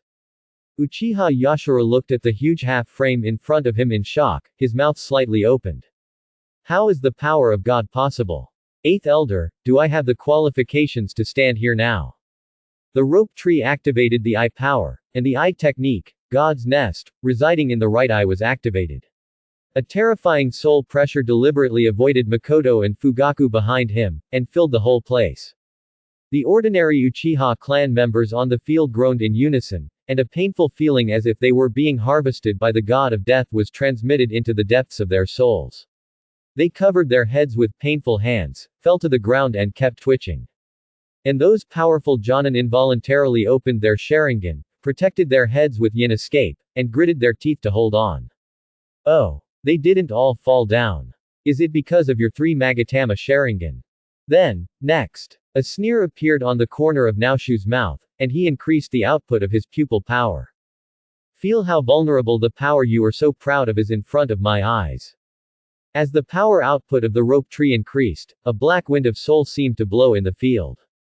There was a wail in the wind that sounded like it was coming from the depths of hell, and a shadowy figure of death holding a sickle appeared on the scene. The icy coldness hit their faces. Uchiha Yashara and the Junin who barely stood up felt this terrible fear that penetrated into their souls, and their teeth chattered. The fire of the soul danced in the eyes of Death God's shadow, and he bowed humbly to the Creator, lowering his head and staring greedily at these delicious souls in the field. This is a feast prepared by the Master. The rope tree was quite surprised. He didn't expect that the God's Nest had the ability to create a god of death. But then I thought about it, it seems reasonable to create a manager of the underworld with the divine birth nest that has the power to control the underworld. This death god is different from the death god created by the Uzumaki clan. It appears to be more intelligent. Uchiha Yashara looked at the god of death floating in the air, and the god of death also stared at him with the eyes of his soul that were eager and greedy. As the most powerful Uchiha in the field, the luster of his soul is obviously more dazzling in the eyes of the Shinigami. Seeing that there were no further instructions from the Creator, Death implicitly assumed that these souls were food given to him. Without hesitation at the moment, he raised the scythe high in his hand and swung it down at Yashara Uchiha with the shrill wail of his soul. A feeling of being targeted by a natural enemy suddenly arose in Yashara Uchiha's heart. Looking at the scythe being swung at him, Yashara Uchiha subconsciously wanted to avoid it. But the trembling from his soul made his body completely unable to move as it should. The arrogance and disdain of the past were all forgotten at this moment. There is only one thought left in my mind: my life is at stake. The god of death's own decision made Naoshu frown slightly. Looking at Yashara, who was waiting for death with his eyes closed, Naoki didn't want to make things irreversible. Shungshu looked at the god of death and shouted coldly. Presumptuous. The angry rebuke from the Creator caused the soul fire in the eyes of the death god to beat violently, and the sickle swung in his hand suddenly stopped on the head of Yashara Uchiha. The god of death let go of his hand uncontrollably, and the sharp soul sickle fell to the ground against the tip of Yashara's nose, making a clanging sound, and then turned into a wisp of black mist and drifted away. The god of death's body trembled slightly as he knelt in the void, and the soul fire in his eyes became dim. Now is not the time, these people cannot die just yet. I know you need to devour souls to become stronger. When I have time in the future, I will take you to the Uzumaki clan's territory. There are enough of its kind out there for you to devour. Disperse. The god of death raised his head in surprise, and the soul fire in his eyes burned even more intensely. Why do people who have received promises from the Creator care about these ordinary foods? He opened his mouth wide and inhaled into the air, sweeping away the soul power that had spilled out of the field like the wind and the remaining clouds. Ji's body then turned into a stream of light and disappeared into the rope tree's right eye. Naoki looked at Uchiha Yashara and all the Jonin who were lying limply on the ground, and suddenly felt bored. He simply dismissed Susanoo and concealed the Mangekyo Sharingan. The pressure in the field suddenly relaxed, and the Uchiha clansmen began to breathe heavily. The pride on their faces disappeared, leaving only the joy of surviving the disaster in their eyes. Fugaku walked to Naoki and looked at him gratefully. Songshu-kun, thank you for not using this trick against me.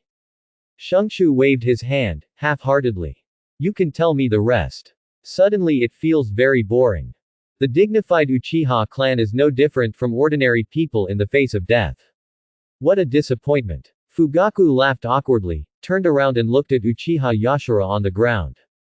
Eighth Elder, you saw it too, right? Mr. Shungshu is not a foreigner.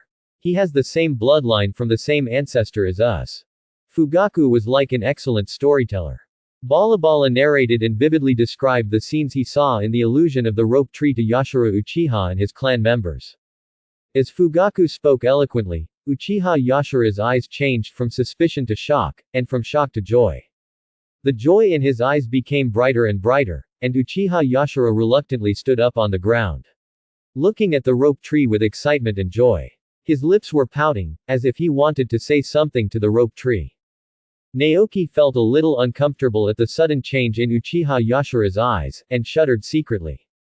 Is there something wrong with this Yashara Uchiha's brain? Why is there something wrong with my eyes? Naoki complained in his heart, the Uchiha clan is indeed crazy. Well, of course, Makoto is still very well behaved. Fugaku. No. Young patriarch. Master Shungshu, please remove the barrier first and let the clansmen go back first. I have something that I would like to ask Mr. Shungshu personally. Lord Naoki. I don't know, is it okay? Uchiha Yashiro looked at Naoki with pleading eyes.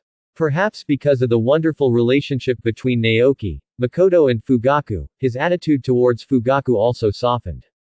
Fugaku turned to look at the rope tree with a look of inquiry. Rose tree, look at this. They already know the truth of the matter now, otherwise. Naoki nodded indifferently and casually dispersed the 6 red sun formation, signaling Fugaku to figure it out. Fugaku looked at the clan members with inexplicably excited faces, and warned with a serious face, what happened today is not allowed to spread outside the Uchiha clan. Do you understand? Uchiha Yashiro also followed Fugaku's gaze and looked at the clansman in the field, with a hint of murderous intent in his cold eyes. Have you heard what the young patriarch said? If someone dares to betray the family, I will be the first to let him go. The faces of all the clansmen tightened and they all bowed their heads in response. Each one of them looked at the rope tree cautiously and walked out of the training ground quietly. Uchiha Yashiro turned around and came to the rope tree with a flattering expression. Don't worry, Mr. Naoki, our Uchiha clan will never reveal your identity. Naoki raised his eyebrows. This guy's phrase, we, the Uchiha clan, was quite clever. Looking at Uchiha Yashiro's smiling face with great interest, Nezumi said with a smile. Isn't Yashiro elder too polite? We just share the same bloodline. I didn't say that I was from the Uchiha clan. Uchiha Yashiro was worthy of being a 5-year-old master of Otogaku, and he didn't mind Naoki's attitude towards him. Hearing this, he just smiled. Hee hee. They're all the same. They're all the same. Master Naoki, haven't you also adopted the surname of the Senju clan? It's not up to you to decide what surname you want. Naoki couldn't help but pay his respects to Uchiha Yashiro. If this person becomes shameless, you really can't do anything to him. Say it. Your attitude obviously means you want to tell me something. You don't have to beat around the bush with me here. For the sake of Makoto and brother Fugaku, I'll just listen to what you want to say. Uchiha Yashiro's expression became a little more serious, and he looked seriously into Naoki's eyes. Lord Naoki, since you have the blood of both the Senju and Uchiha clans, I don't know.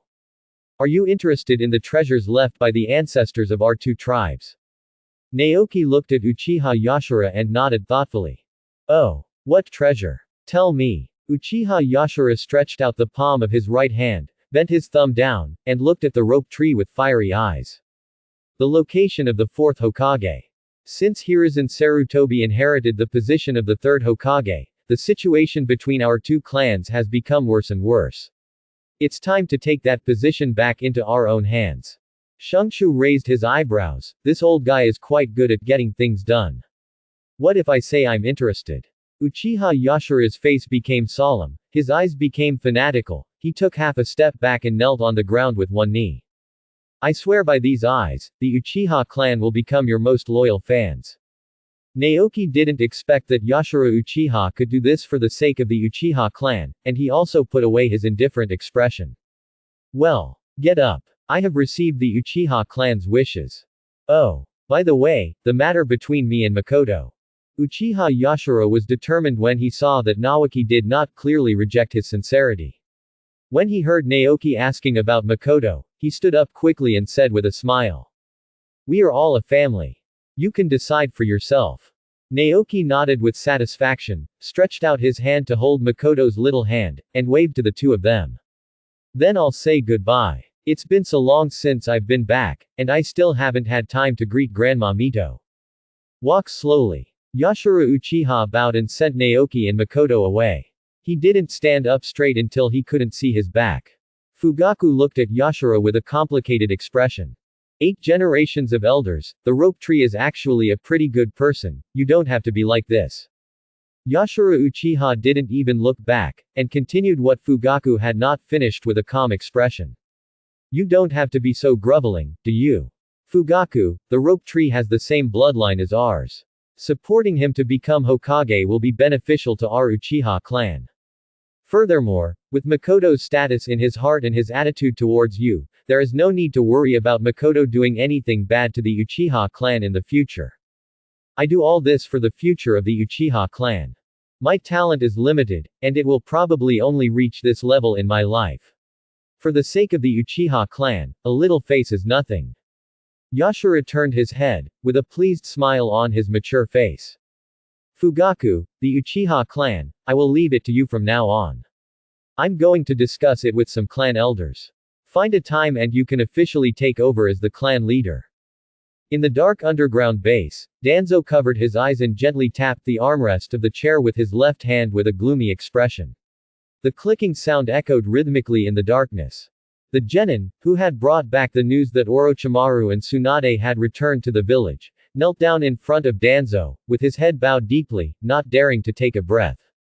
Danzo has been in a terrible mood lately. Aburame Ryoma, as Danzo's most capable general, died inexplicably during the mission to capture Naoki's brat. This completely frustrated Danzo's plan to obtain the experimental materials for would escape and blame Kumo Gakure. As for the possible consequences of a war between the two villages after successfully framing the blame. Snort. What does that have to do with Danzo? Isn't that something that Sarutobi Hiruzen needs to worry about? Maybe we can take advantage of the outbreak of the war to accuse Hiruzen Sarutobi of being incompetent in provoking the war and remove him from the position of Hokage.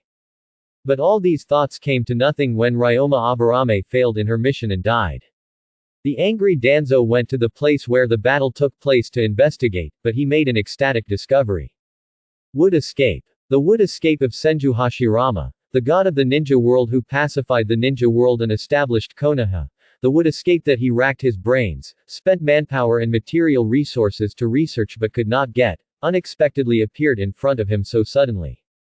Danzo knew that his chance had come. After the Sharingan of the Uchiha clan, another powerful force known in the ninja world was beckoning to him. Danzo did not hesitate to seduce the leader of the Aburame clan, who was trying his best to squeeze into the top ranks of Konoha, and jointly proposed to Sarutobi Hiruzen to recall the rope tree. Sarutobi Hiruzen was not a religious man, so he pretended to hesitate for a while and finally nodded in agreement. What is the opinion of the Senju clan? Hehe. The worst-case scenario is that Hiruzen Sarutobi will advance his plan to transfer the tailed beast Jinchuriki. That Uzumaki Kushina from the kingdom of Uzumaki is already 10 years old, right? It should be almost able to withstand the power of Kyuubi. As for the issue of the previous Jinchuriki dying if their tailed beasts were stripped off. Hehe. Isn't that still the Hokage's responsibility? What does Shimura Danzo have to do with him? Danzo was looking forward to Jiraiya's return to Konoha with the rope tree, and then waited and waited. Finally, the news came that Hanzo had surrendered and that Orochimaru and Tsunade had returned victorious with their team. Jiraiya, who was burdened with the expectations of Danzo and Sarutobi Hiruzen, had no news after sending back the news that Konoha Ichichi was staying in the land of rain to teach his disciples. When the news came back to Konoha, Danzo became furious and smashed the root conference room to pieces. Trash. What a bullshit ninja demigod. He can't even deal with a few juniors. Now that's good. The name of the three ninjas has spread throughout the ninja world, and it will be even harder to attack the rope tree under their noses. And that Hitaki Tsukumo. How can he be so virtuous? He was actually given the half-sleeve of Hokage by that Sarutobi Hiruzen. I'm really pissed off. Danzo covered his right eye, which was swollen with excitement, and slowly sat on the chair, tapping the armrest with his left hand, slowly calming down the anger and unwillingness in his heart. A figure appeared in the conference room with a whoosh, paying no attention to the messy environment, and knelt down respectfully in front of Danzo. Danzo-sama, Naoki followed Uchiha Fugaku to the Uchiha clan's residence, and stayed there for about half an hour. Uchiha Fugaku's home was shrouded in a barrier, and his subordinates were unable to detect what was going on inside. After Naoki came out of the Uchiha clan's camp, he took Uchiha Makoto to the Senju clan's land. After listening to Genin's report, Danzo narrowed his eyes slightly and thought carefully in his heart. Well, the mission of monitoring the rope tree has been temporarily stopped. Mito Uzumaki can sense your presence, so you don't have to go to the Senju clan. Yes. Lord Danzo, do you have any other orders? This year's classes at the ninja school have ended. You can go to the archives of the ninja school to collect information and see what good prospects there are. The roots need fresh blood. Yes. The roots ducked away.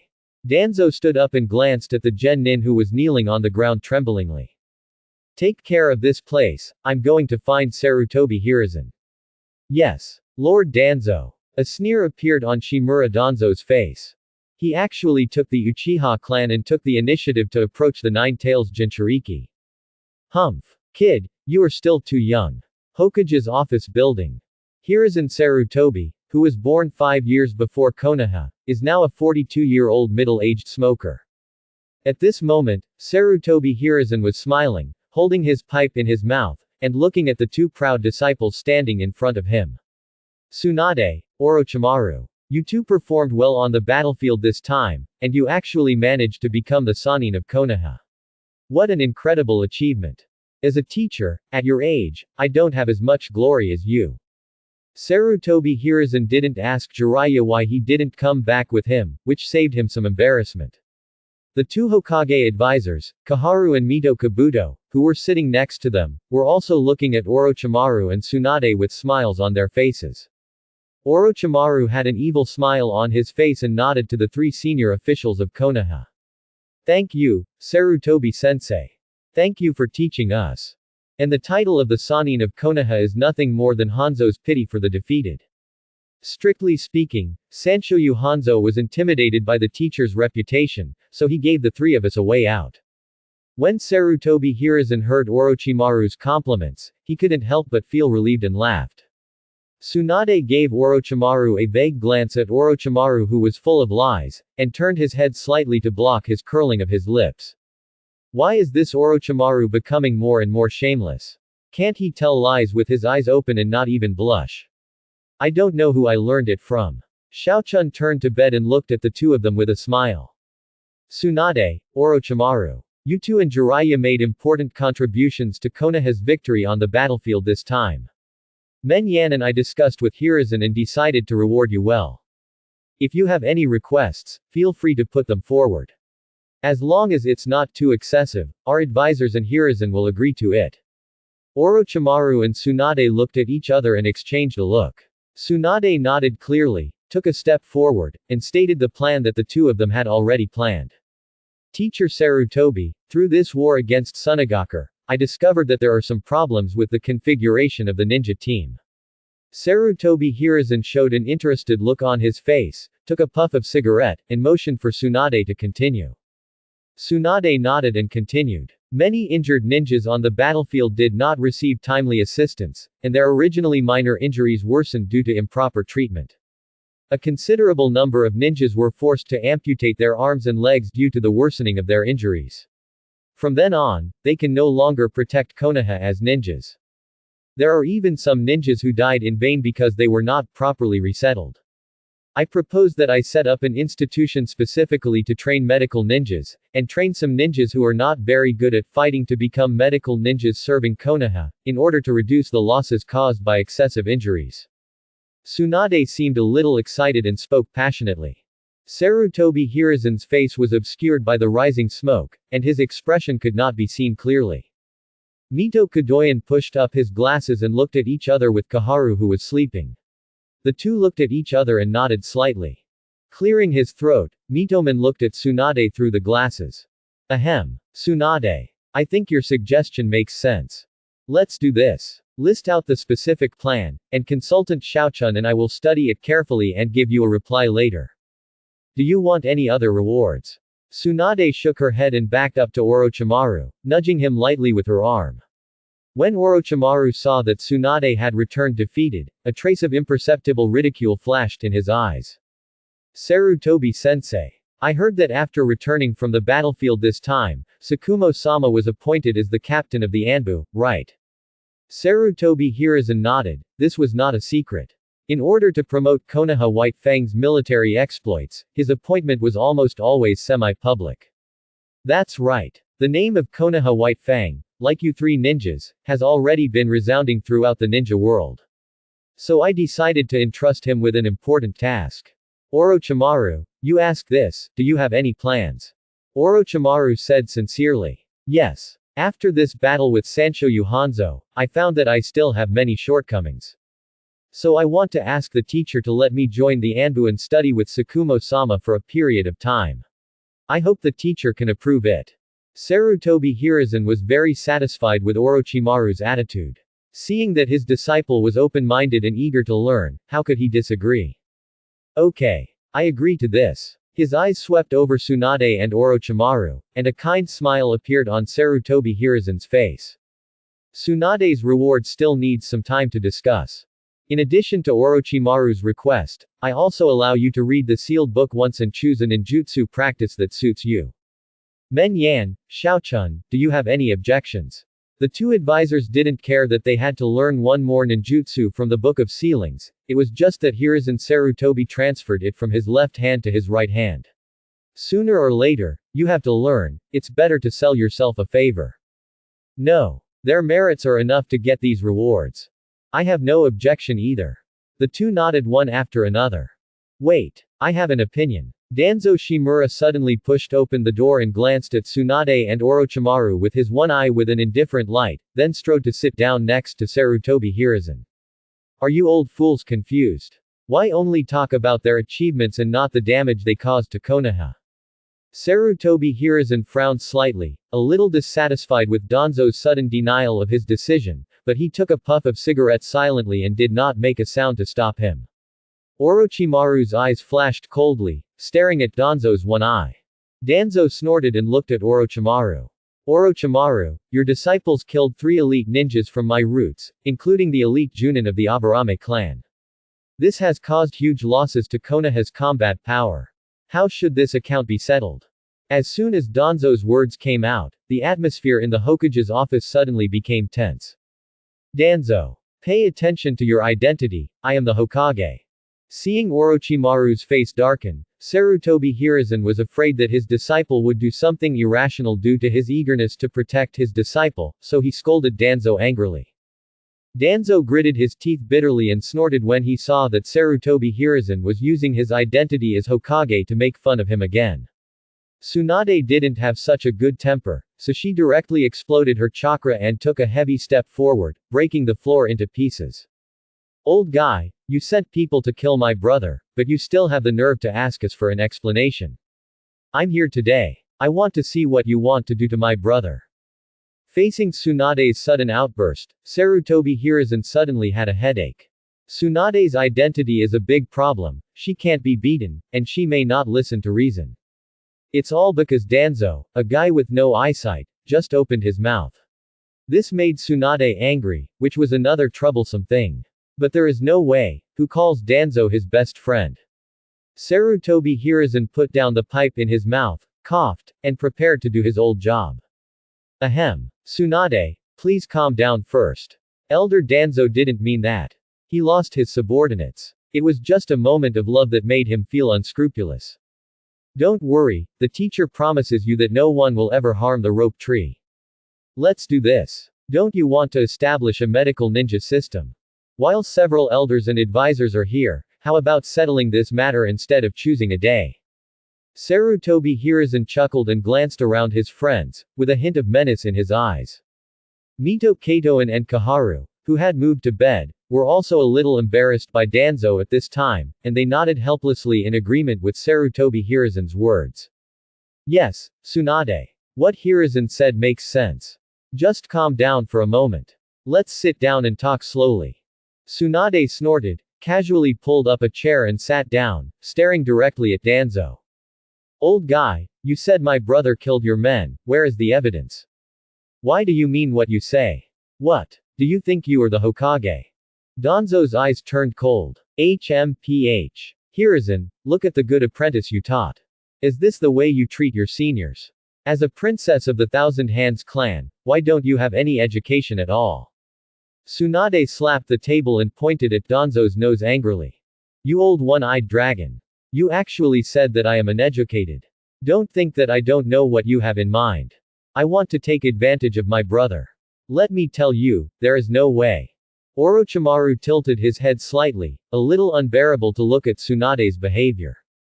Danzo snorted coldly. Huh. I don't have the same experience as a little girl like you. You want proof? My ninja died in the wood release ninjutsu. Who in the entire ninja world doesn't know who the user of the wood release is? I have reason to suspect that the rope tree has awakened the first Hokage's wood release, but he concealed it. I had good intentions and wanted to bring him back to Konoha for protection, but he used wood release to kill the ninja who came to protect him. The Senju clan must give the village an explanation for this matter.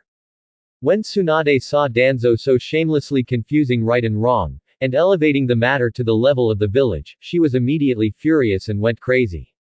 Orochimaru stretched out his hand and pressed her down on the seat, indicating that she should be handed over to him. Tsunade panted, sitting on the chair and staring at Danzo hatefully. Lord Danzo. You said that the users of Wood Release are members of the Thousand Hands clan, isn't that true? I remember someone's research on Wood Escape was very in-depth. Maybe there is someone else who knows Wood Escape. A sneer appeared on Orochimaru's face, and he said pointedly. The expressions of the two advisors changed, and they looked at Sarutobi Hiruzen and Danzo, trying to find some answers from their faces. Orochimaru saw that the two consultants looked uninformed, and a playful look suddenly appeared on his face. Oh. It seems that the two consultants are not clear about this. Would you like me to explain it in detail for the two advisors? Sarutobi Hiruzen's expression changed. Orochimaru, shut up. Mu Dun's experiments have been stopped long ago by the second-generation master. What nonsense are you talking about here? Tsunade suddenly became possessed by drama, stood up from the chair with a screeching sound, pointed at Danzo and cursed. Wow. You old man, how dare you touch my grandfather's body? I think you don't want to live anymore. Just wait for me and I'll tell Grandma Mito. Danzo's heart tightened when he heard Mito's name. Should he say it or not, Danzo would never dare to admit such a thing while Mito was still alive. Thinking about the angry Nine-Tails Jinchuriki made him feel scared. HMPH. What nonsense. I am a disciple of the second Hokage, how could I do such a thing? You two, don't pretend to be innocent out of thin air. Sarutobi Hiruzen stood up from the Hokage's seat and walked between Tsunade and Danzo, blocking their eyes from each other. Orochimaru, don't talk about such things without evidence in the future. Tsunade, please change your temper. This is just Orochimaru's guess. Why do you still take it seriously? As he spoke, Sarutobi Hiruzen gave Orochimaru a warning look, indicating that the matter should be dropped, turned around and returned to his seat to sit down. A trace of disappointment flashed in Orochimaru's eyes, and then disappeared. With a hint of apology on his face, he nodded to Danzo. Danzo-sama, I was impulsive and made a mistake. Please don't take offense, Danzo-sama. Danzo snorted and sat back in his seat. Tsunade put her hands on her waist and refused to sit down, and continued to look at Danzo reluctantly. You can't say things without evidence. Sarutobi-sensei, so there is no evidence for Danzo to accuse my brother of killing his men. Why is it okay for him, Danzo, to talk nonsense, but not for me, Tsunade? What? Seeing that there is no one in our Thousand Hands clan now, do you think we are easy to bully? Danzo's eyes shrank, and then he realized that Tsunade and Orochimaru had been acting. HMPH. Tsunade, don't mess around here. Have Roshu awakened Mudden? Just ask him and we will find out. Danzo understood what Tsunade and the two were planning, and a sneer appeared on his lips, not wanting to continue to tangle with them. Turning his head, Danzo seemed to suddenly remember something, and said to Sarutobi Hiruzen. That's right. I received a piece of information that Naoki brought an Uchiha tribesman with Sharingan activated to the Senju tribe. Hiruzen, you know what this means, right? Sarutobi Hiruzen and the two advisors suddenly changed their expressions and stood up from their seats. Let's go. Come with me to meet Mr. Mito. Within the Thousand Hands clan.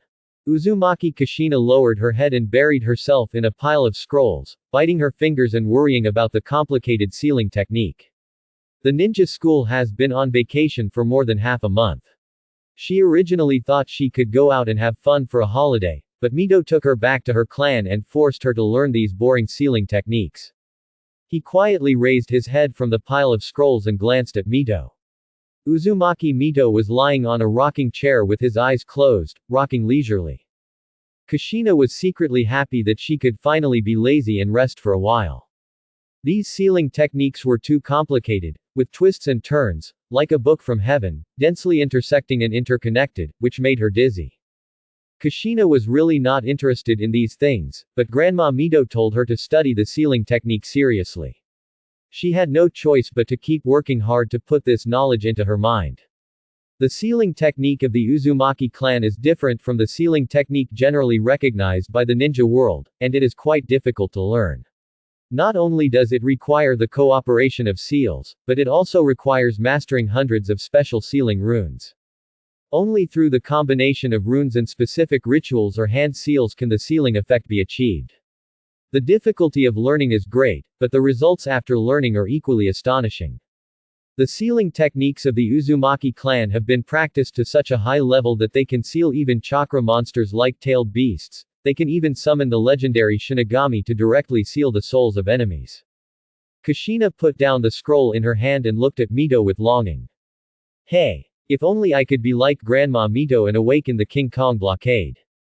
It's so powerful, you don't need to learn so many messy runes. Ah! It's so difficult. Mito was lying quietly on the rocking chair without opening his eyes. He suddenly made a sound, startling Kushina. Kushina! Why are you lazy again? Have you learned the 4 elephant seals? Kushina pouted her lips and looked at Mito with a grimace. Grandma Mito, not yet. These runes are too difficult. And I don't really understand the principles of the 4 attributes of each other that are mutually reinforcing and interfering with each other. Mito opened his eyes, looked at Kushina with a troubled face, and sighed secretly. She is still too young. Kushina, the 4-image seal is the basis of the Uzumaki clan's advanced sealing technique, and it is something you must master. The more advanced 4-elephants seal, 5-elements seal, Bagua seal and Ghoul seal all evolved from the 4-elephants seal. Don't always think about having fun, these things are very important to your future. Kushina lowered her head, afraid of seeing the disappointment in Grandma Mito's eyes.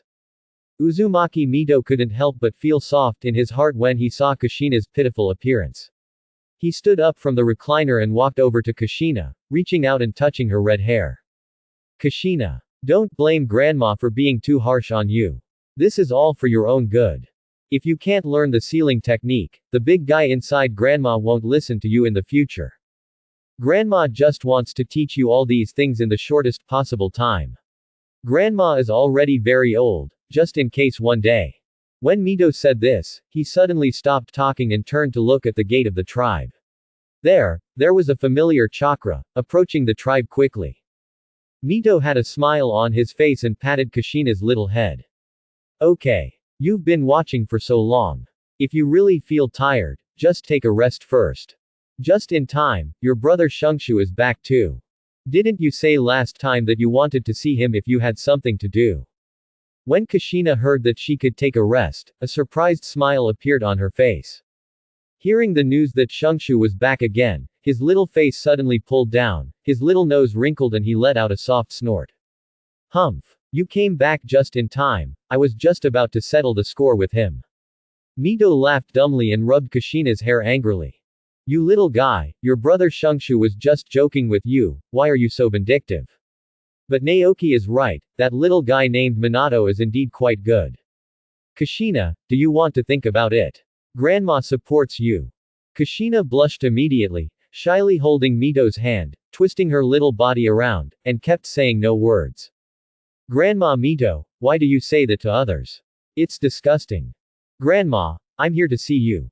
Naoki pulled the somewhat restrained Makoto into the courtyard and greeted Mito with a smile. Mito carefully sensed Noshu's physical condition and nodded with satisfaction. Well, it's good to be back. It seems that you have improved a lot this time on the battlefield. You have more chakra than before. Naoki nodded, stretched out his hand and gave Mito a thumbs up. Grandma is so awesome, you can tell at a glance. This time I went to the battlefield and I did gain something. Naoki said, pulling Makoto to Mito, and introduced to her. By the way, Grandma, this is Makoto, my, hee. Mito Uzumaki looked at Naoki's expression with a teasing smile on his face. Yeah, yes, you can please girls at such a young age. Better than your grandpa. Mito cast his eyes on Makoto, not surprised by her identity as an Uchiha. It is no exaggeration to say that in the entire Konoha village, as long as Mito wanted to, there was no news about anyone who appeared next to Natsuki that she could not know. Makoto, right. Uchiha Makoto bowed solemnly and whispered, Mito-sama. I am Uchiha Makoto. Mito looked at this pretty black-haired girl with crooked eyes and eyebrows. Her figure and appearance were the perfect choice. I have to say that this boy Naoki had a very good taste.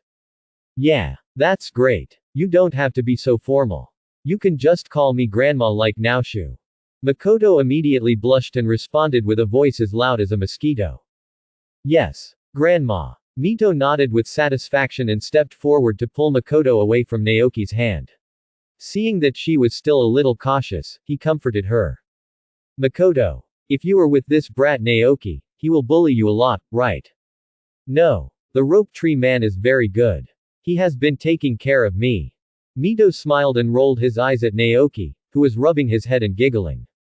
Do not worry. There are only a few of us in the Senju clan now, and we don't have so many rules. You can just treat it like your own family. This brat Naoki has been spoiled by me and Tsunade since he was a child.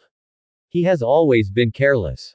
From now on, I have to rely on you to help grandma take care of him. Makoto was so embarrassed that she almost buried her head in her chest. She lowered her head and didn't know how to answer the question. Kushina saw that after the rope tree came back, no one paid attention to her. All of a sudden, old and new hatreds welled up in my heart. I jumped in front of the rope tree, pinched my waist with one hand and pointed at the rope tree with the other. Brother Shungshu. You came back just in time. I have something to ask you. Rope tree. Did you give that little white-faced sissy the idea? Now he comes to talk to me every day when he has something to do. It annoys me to death. I don't even dare to go out now. Mito burst out laughing when he heard Kushina's words. Kushina, isn't it because you don't go out because you want to learn the sealing technique?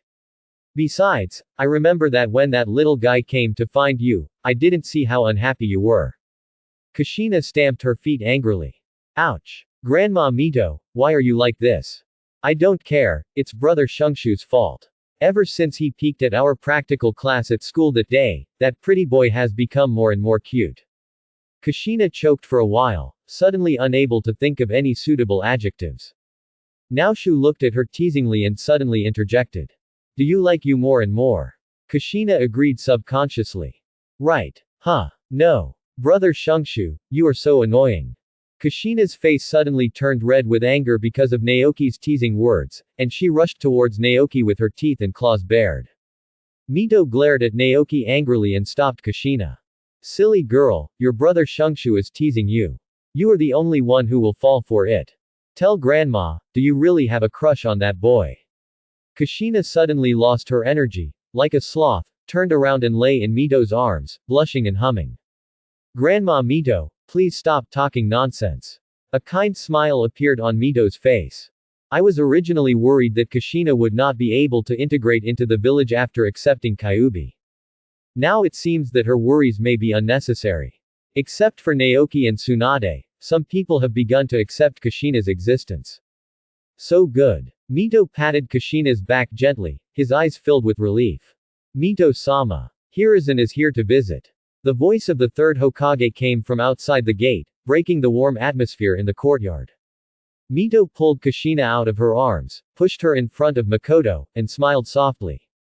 Makoto, you and Kushina go inside to talk. Rose Tree, stay here with me.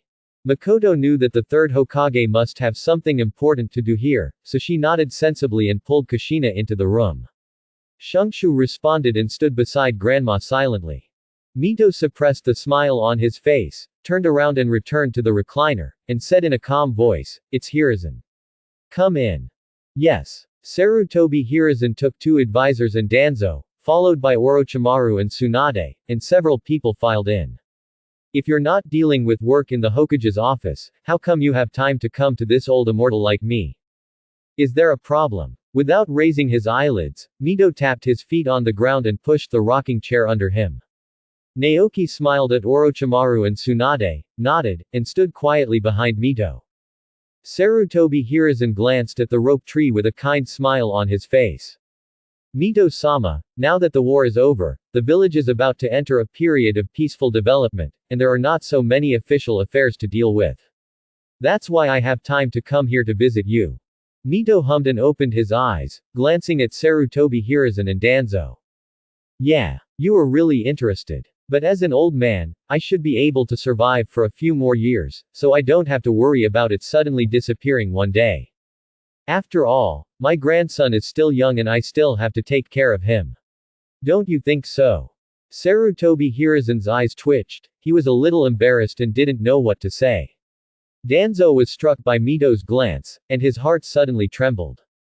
Mito-sama. The main reason I came here this time was to hear news from the Anbu that someone from the Uchiha clan had broken into the Senju clan. We are worried about your safety, so we thought of coming over to take a look. You also know that the Sharingan is very important to your body. Mito showed an expression of realization, sat up and patted the arm of Nawaki next to him. Oh, you said yes, Makoto. That is the granddaughter-in-law that my good grandson found for me, not some Uchiha who broke in. However, you are very well informed. If something just happened here, you will know it immediately. As an old man, I am really flattered. Mito looked at Sarutobi Hiruzen and Danzo with a half-smile, a trace of ridicule flashing in his eyes. Sarutobi Hiruzen smiled awkwardly. Mito-sama, you are joking. We juniors are also worried about your safety, so we have arranged some manpower to protect you at any time. Mito hummed and leaned back in his chair again. Well, you still have some conscience and know that there is an elder here. Tell me, what's the reason for coming to my place? Just because I'm my future granddaughter-in-law, I don't think I need a few of you to come together with me, right? A trace of cold sweat broke out on Sarutobi Hiruzen's forehead. It was really difficult to deal with such an old guy who had lived since the Warring States period. You speak in a sinister manner, but you don't dare to get angry. Sarutobi Hiruzen calmly stepped back a little, let Danzo out from behind, and gave him a look that meant he could solve it on his own. Danzo glanced at Sarutobi Hiruzen angrily, gritted his teeth, and raised his hand to salute Mito. Mito-sama, Hiruzen and several of our elder advisors are suddenly here to disturb you. In addition to worrying that the Uchiha clan will threaten your safety, I also want to know some things. Mito raised his eyebrows, stared at Danzo's covered right eye for a while, and revealed a subtle sneer at the corner of his mouth. It's Danzo. I haven't seen you for a while. What's wrong with your eyes? Do you want me to take a look at it for you?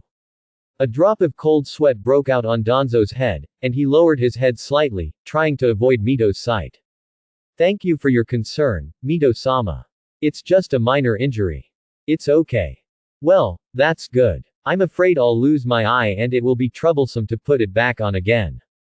Tell me, what do you want to know from me?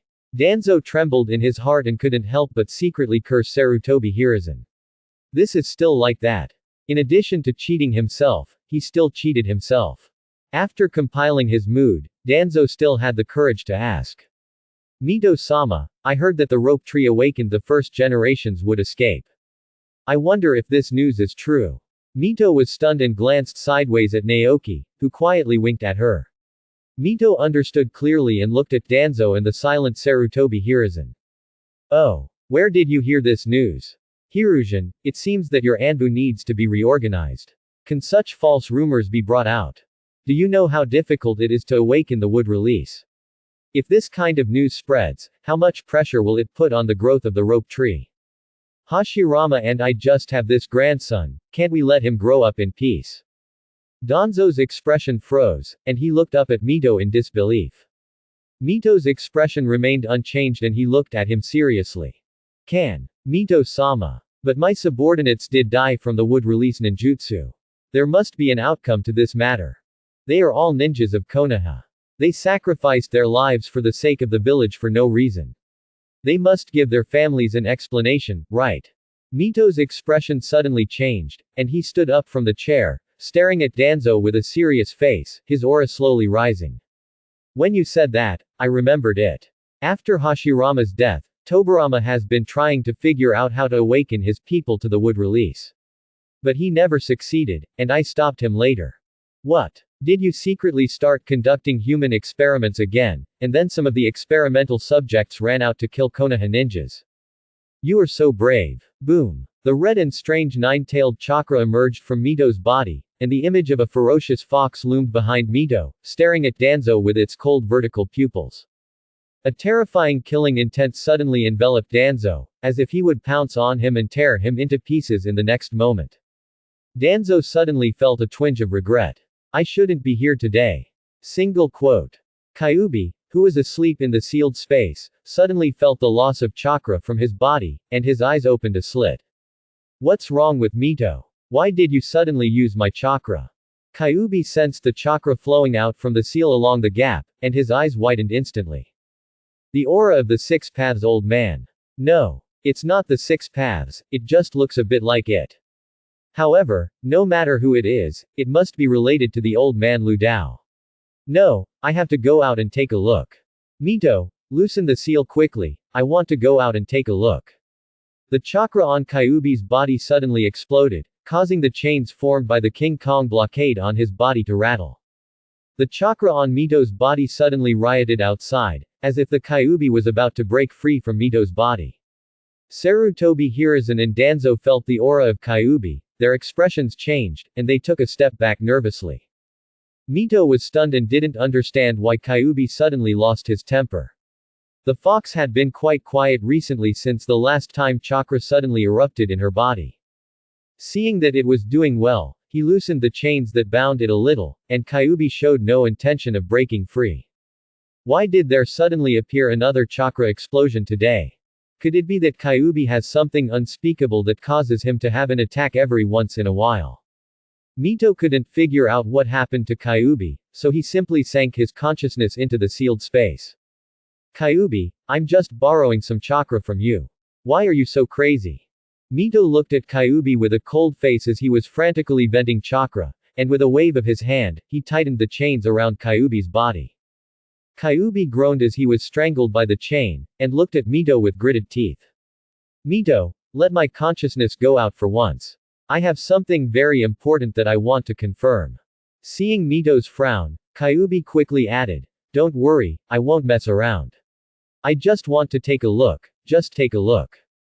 This is very important to me. Mito was stunned, seeing that Kyuubi didn't look like he was lying. After hesitating for a moment, thinking that he still couldn't get into too much trouble with Kyuubi, he nodded and said. Okay. That's what you said. If you dare to take this opportunity to act recklessly, you know what will happen to you in the future.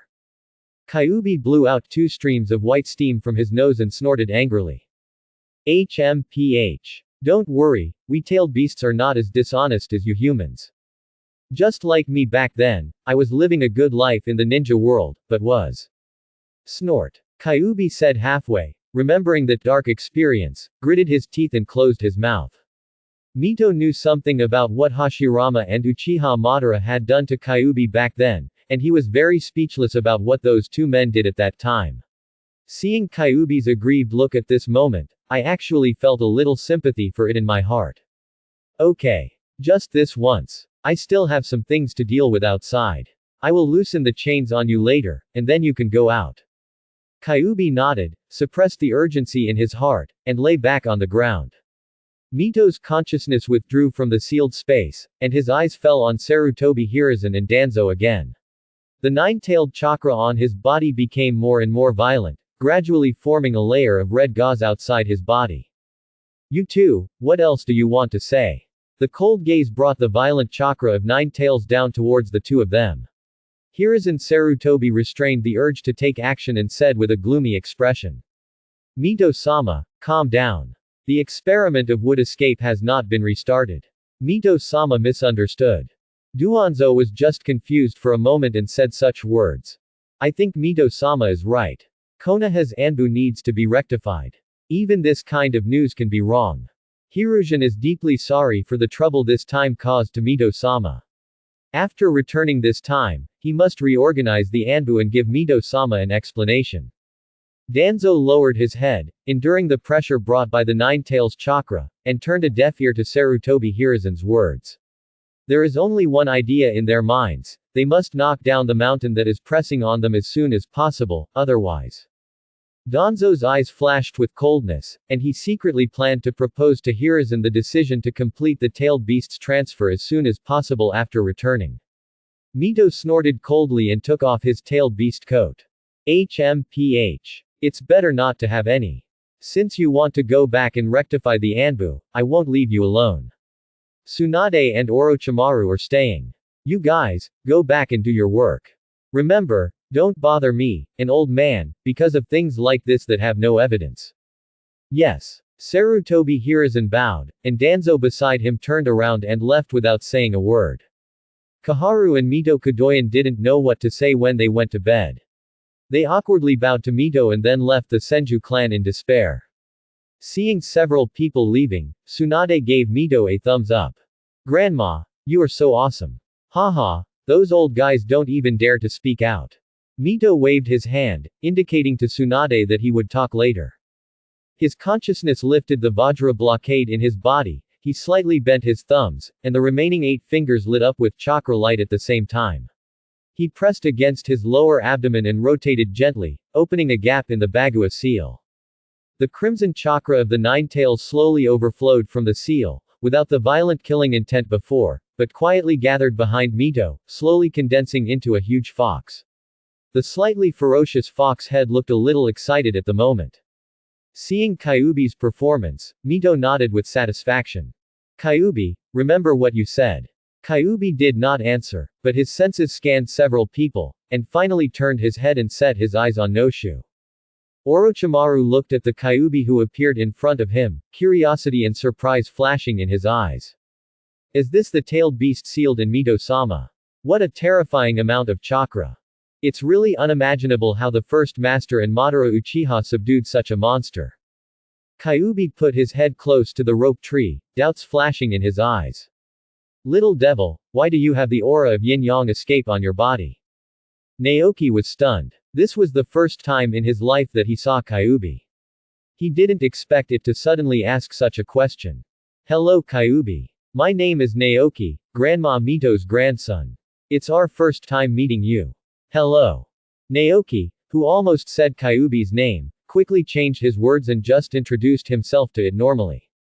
Kyuubi was obviously not interested in Naoki's self-introduction and snorted impatiently. Kid, I know your identity. You haven't answered my question yet. How did you learn yin-yang escape? Mito was stunned by Kyuubi's words.